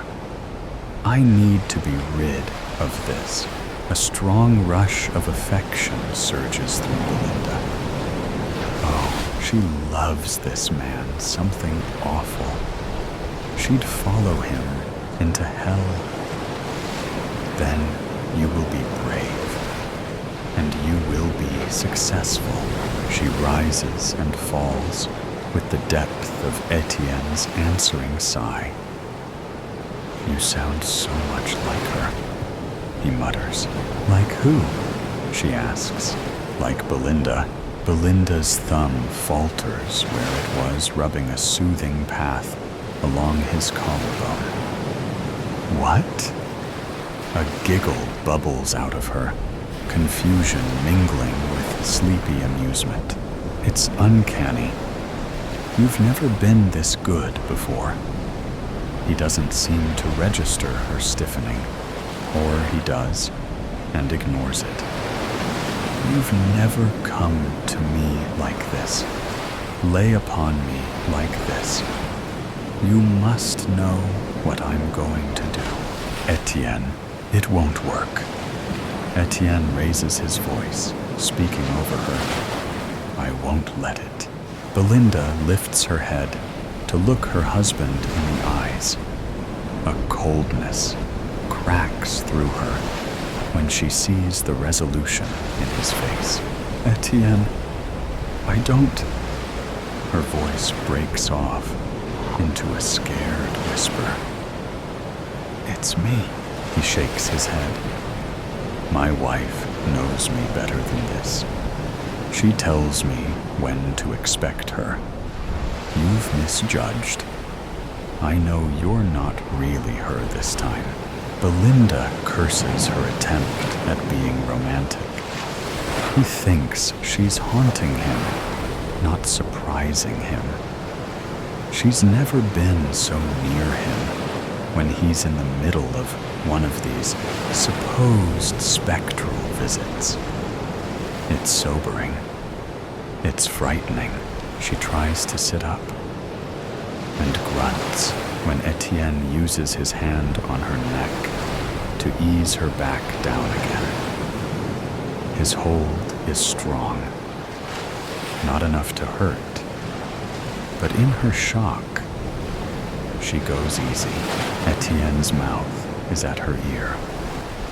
"My wife is not to be home for a few days yet. By then, all of this will be dealt with and done. It will be like it never happened. She won't have any part of it. She will not have such a weak, nervous husband." His voice shakes. "I will keep her safe." It's all the warning Belinda gets before the knife is plunged into her back. She jerks violently. Pain whips through her, fast and brutal. It's like someone has dumped a full basin of water over her. No. No. The sensation is real. And it's not water. It's blood. Hot and wet and slick and spreading fast, sticking her chemise to her skin. She frantically shoves herself up, grappling for a place on her back she can't reach, too low for the arm she stretches over her shoulder, too high for the one she stretches under. She arches incapacitated by the pain, her mouth opening and closing like a fish thrown onto rocks, gasping into air that isn't helping her situation, feeling inches from death. The knife digs into her shifting skin, or is her skin digging into the knife? The awful, writhing, sawing sensation ripping through her. She's never been stabbed before, but this cannot be normal. Flashes of rabbit hearts and salt come to her. And no, of course this isn't normal. Not by Etienne's design, she hunches, trying to scramble away from the pain. But there's nowhere to go that it doesn't follow. She shoves her face into the pillow beside her husband's stunned face, her hands fisting at the sheets. Etienne grips her hips tight. Belinda, she can only answer with a whimper. She's trembling so hard she can barely open her mouth anymore for how hard her teeth chatter. No. Etienne pushes against her shoulders. She doesn't understand what he wants. She doesn't understand what's happening. Dear God, no. His touch moves to her face, and he wrenches her head back with his hands shoved up into her hair. Belinda. He jams his fingers under her jaw, ignoring her choking, feeling for something. Upon finding it, his face goes white. Belinda. Again, more urgently, wrestling to sit them both upright. Belinda. It's all coming to her in flashes. The horrible red smear on Etienne's cheek. The wetness that's dripping down the back of her legs. The sudden realization that she can't support herself. She slumps against Etienne. Dazedly, she thinks of her parents, of all the men they'd wanted her to marry. A parade of surgeons and doctors with their deep pockets and upturned noses. Professionals who would know what to do with a gaping wound. Professionals she had rejected for the love of a poet. Her poet, who had nothing to offer but a quiet life and endless adoration. Etienne cradles her against him, rocking them back and forth. He's sobbing. Why are you here? You weren't supposed to be here. I thought you were the specter. Please believe me.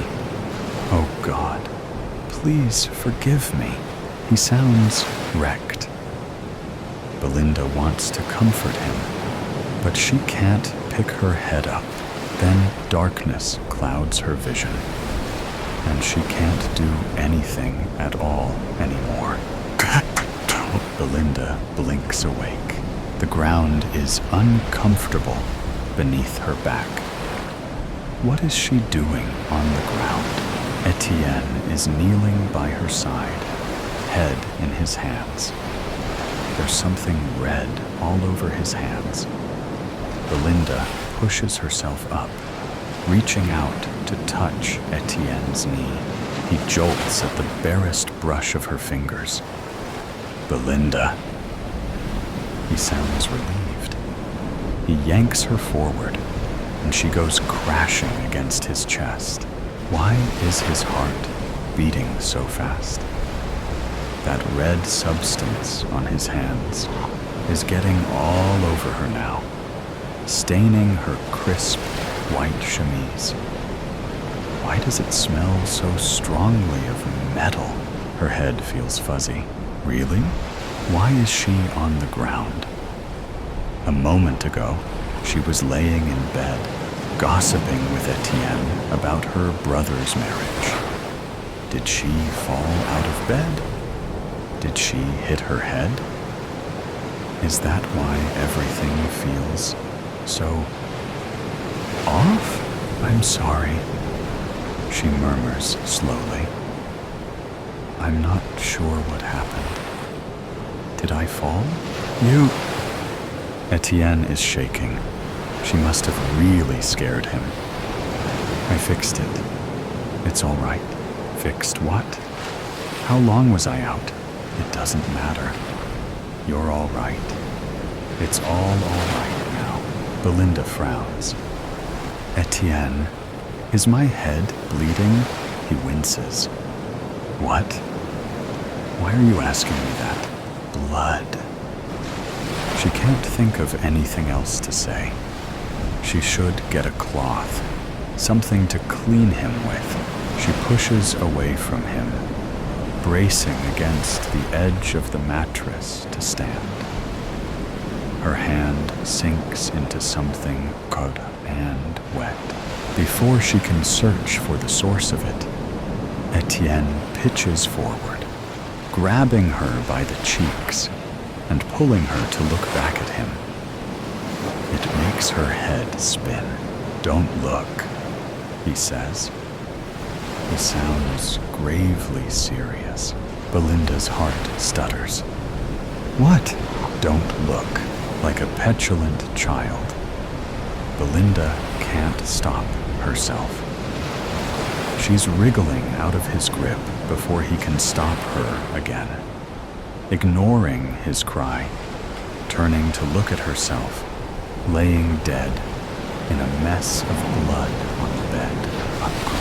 Herself on the bed. Blood. All air leaves her. She jerks to her feet, stumbling backwards.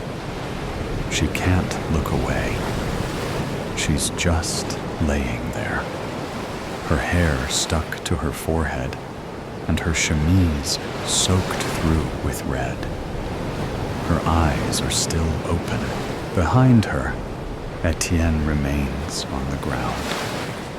His voice is low, thick with grief. There was an accident. I did what I had to fix it. What? Her voice sounds like it's coming from miles away. She doesn't even know what to ask. She can't look away. I didn't know if it would work. I had only read about the ritual. I've never attempted it. But the journals said I could comb through time and bring something back with me. He looks up. I brought you. Belinda's stomach turns. Etienne's face is wet with tears. Where is she? You brought me from the past? From before the accident? Yes. It was the only way. You were already gone. His voice breaks, and he hangs his head.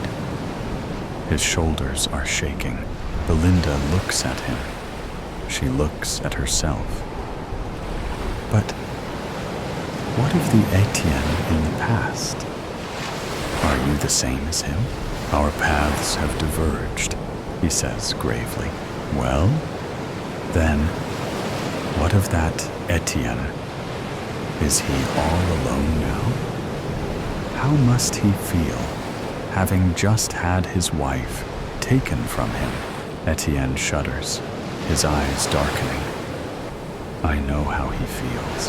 For some reason, that's what does Belinda in. Her stomach lurches, and she stumbles to the lavatory, shoving the door closed behind her, before retching into the sink. Nothing comes up. It makes her feel worse. She looks up into the mirror. Yes, That's her face, staring back at her with wide eyes and tangled hair. But yes, that was her face, too. Staring back at her from the bed. It feels like dying just to think of it. She can't imagine what dying must really feel like. Can't imagine how anything can be worse than this terror that's seizing her insides. Etienne's voice comes from the other side of the door, muffled and pleading. Please, I didn't want this. All I wanted was you. He nudges at the door, like a dog desperate to get in. She staggers over to open it. Etienne is still on his knees, still on the ground. When the door is open wide enough, he drags himself forward with his fingernails digging into the wood floor. He bends low to kiss her ankles. She closes her eyes tight at the sensation.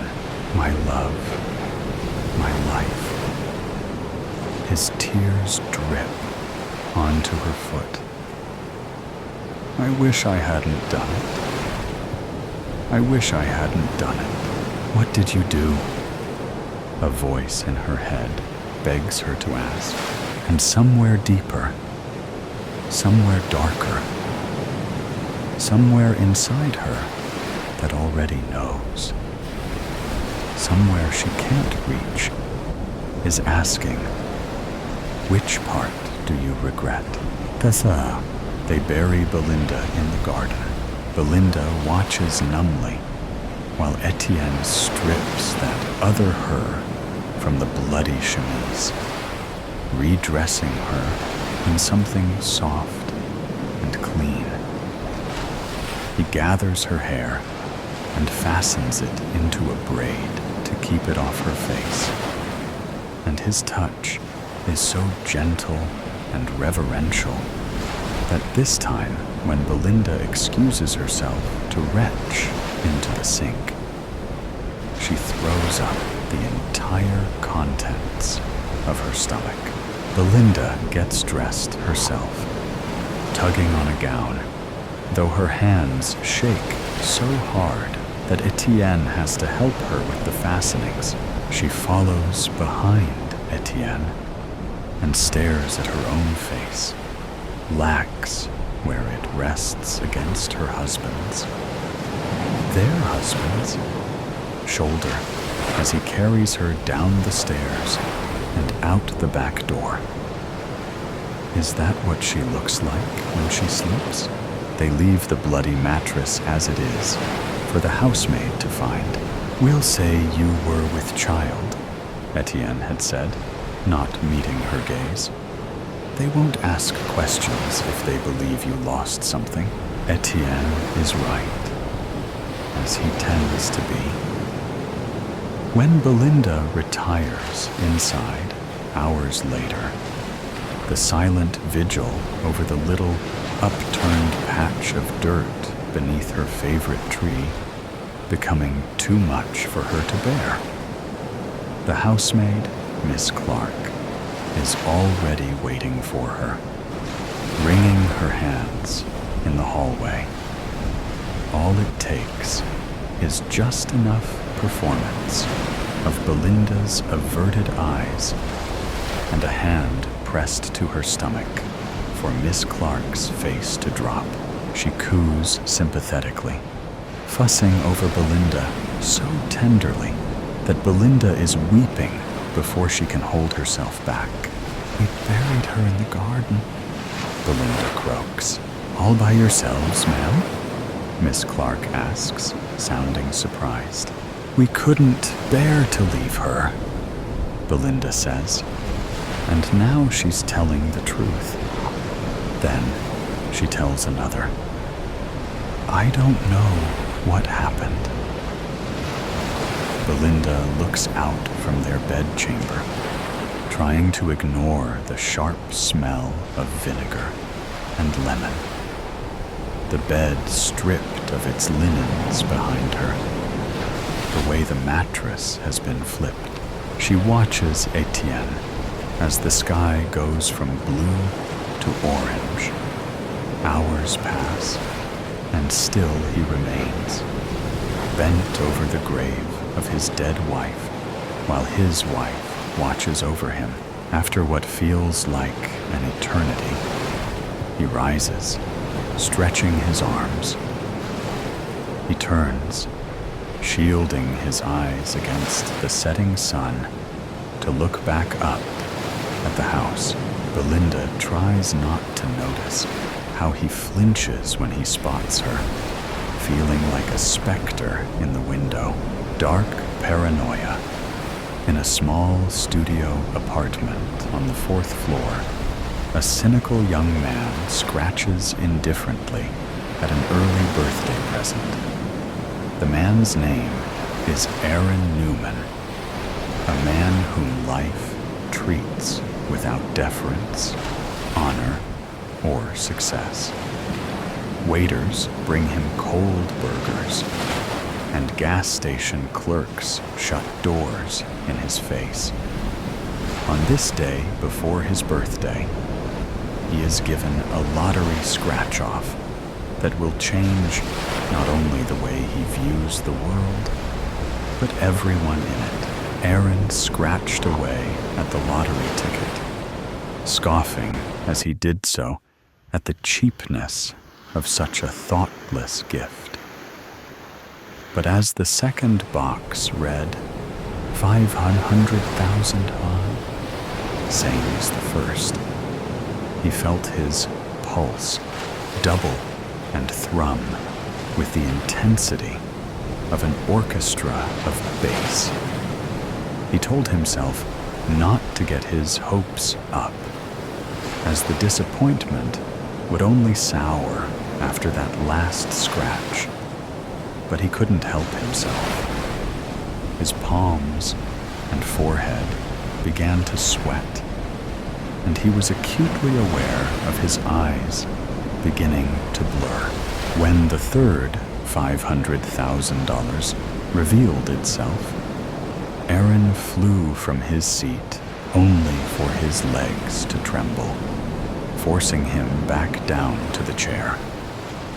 His face expanded into the appearance of a scream, yet no sound escaped him as his throat tightened.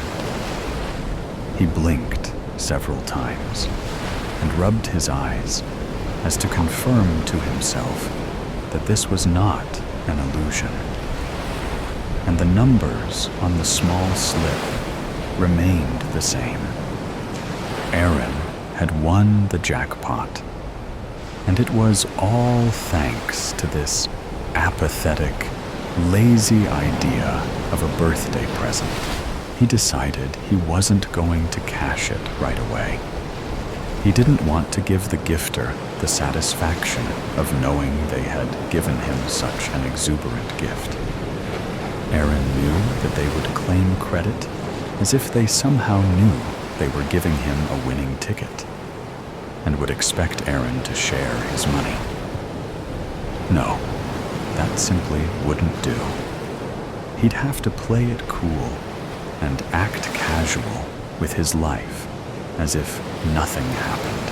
If the friend would ask about the ticket, he would say he won 20, which didn't feel like much of a lie to Aaron. Anyway, there was 500,000 after all.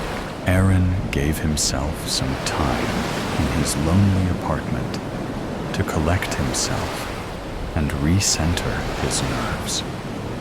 After several moments of balancing his breath and matting away the nervous sweats, he put on his shoes and left to go to the grocery store to have a personal celebration of his newfound, unsuspected success. Once in his car, Aaron drove down Main Street on his way to his town's small grocery store.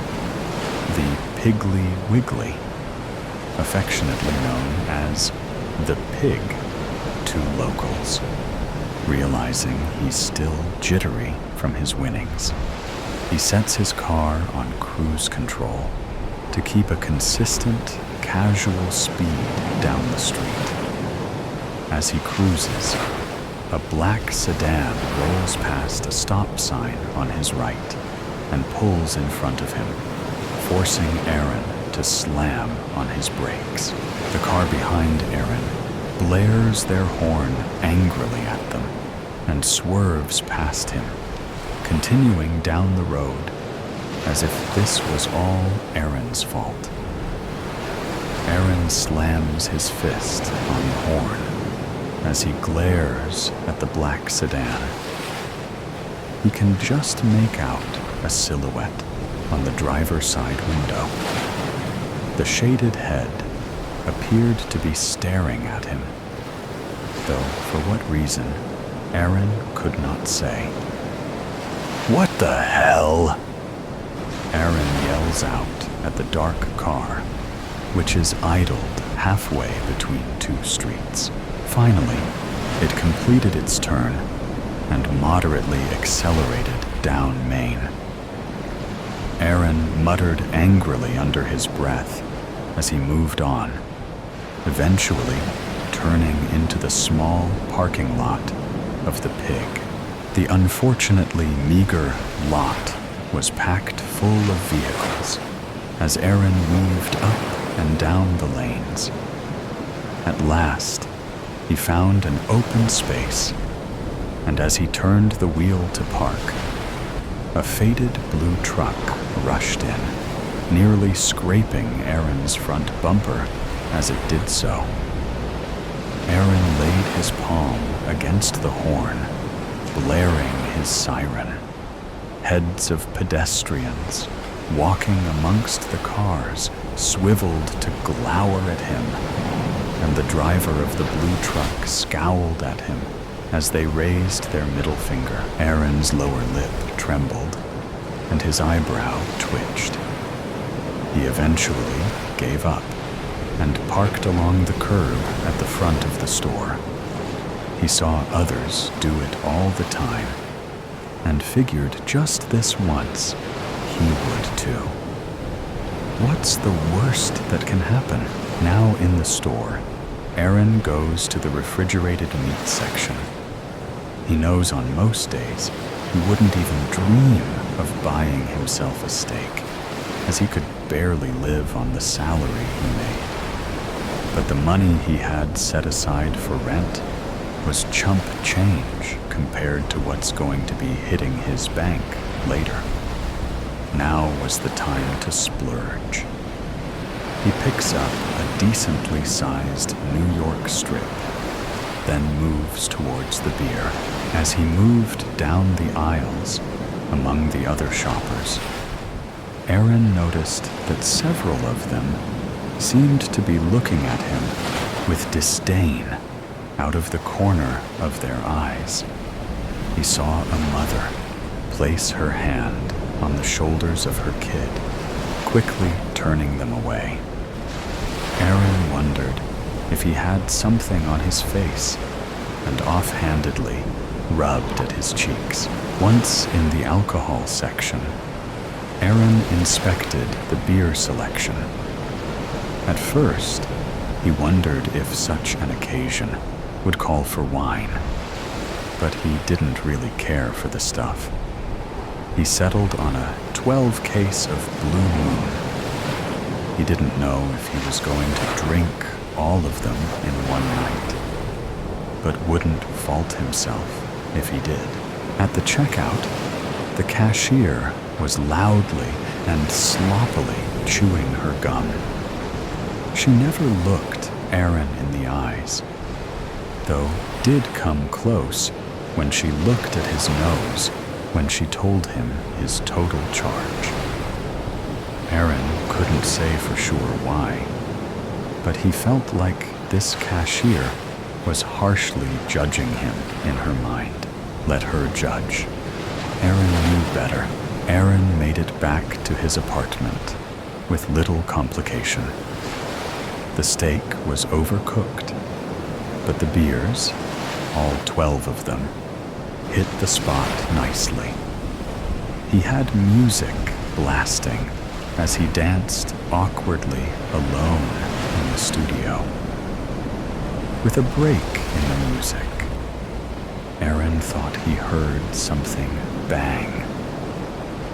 He paused the music and stood, swaying, as he listened intently for sound. Bang! It was the window. Aaron rushed to the window, threw open the curtains, and looked outside to see 2 kids running across the parking lot in the dark, away from him. "You dipshits!" Aaron yelled. "Come try that again and see what happens." He moved to slam the window shut, and after blinking several times, he realized he never opened it in the first place. Now, with the mood killed, he slumped down on his couch with an aggravated sigh as he sat in desolate silence. Now he thought he could hear whispering, which sounded like they were being spoken just out of view of the corner of his eye. His head swiveled from side to side, yet he saw no one. Though no one could be seen, the whispers and hushed voices continued. They were malevolent, invasive, and bitter. He heard them snicker, as if they were sharing secrets that he wasn't allowed in on. He paced around his apartment room, looking under the couch and behind furniture, even going so far as to lift the pillows on his couch, but could not find the whisperers. An unsettling feeling rose in Aaron's stomach, and he knew it wasn't just the beer. He was reminded of all the rude, hateful people from earlier today. The people who, if they weren't casting malignant glowers, seemed as if they wanted to get him hurt or killed. That's when it hit him. They know. He doesn't know who they are or how they found out, but they know about his uncashed lottery ticket, and they're out to get his money. Fervently, he spun around, brushing off the aggressive quake to his head as he did so, and charged at the small coffee table in front of the couch where he left the scratch-off. He swiped it up and held it, clutched it against his chest. His pallid, sweaty face peered over his shoulder. The whispers were growing louder. No, closer, as he shielded his treasure. He slowly backed away from the table until he broke into a sprint across the room and into the closet. He slammed the door and collapsed on the floor. There he sat for the rest of the night until after an unknowable amount of time had passed, and he finally fell asleep. The next day, his birthday, Aaron's head felt like it was being pounded in with a hammer, wrapped up by thin lemon slices. He stood up from his corner in the closet with an aching back and walked into the main room of his apartment. He looked at his phone and had somehow slept until almost noon, and felt grateful he didn't have to go to work that day. He moved to the kitchen, and with trembling hands, he poured himself a glass of water and gulped it down. He refilled and did this 2 more times before shoving his face in his hands. He usually doesn't remember nights of heavy drinking, but he can recall last night, clear as a bell. He knows that people are out to hurt him, possibly even kill him, to get their hands on his money. So he decides he is going to cash in this ticket ASAP and secure his money in the bank. Still wearing yesterday's clothes, he hastily puts on his crumbling sneakers, allowing himself to reverie on the classy new shoes he'll replace these with. He shoved the ticket in his pocket and rushed out the door towards the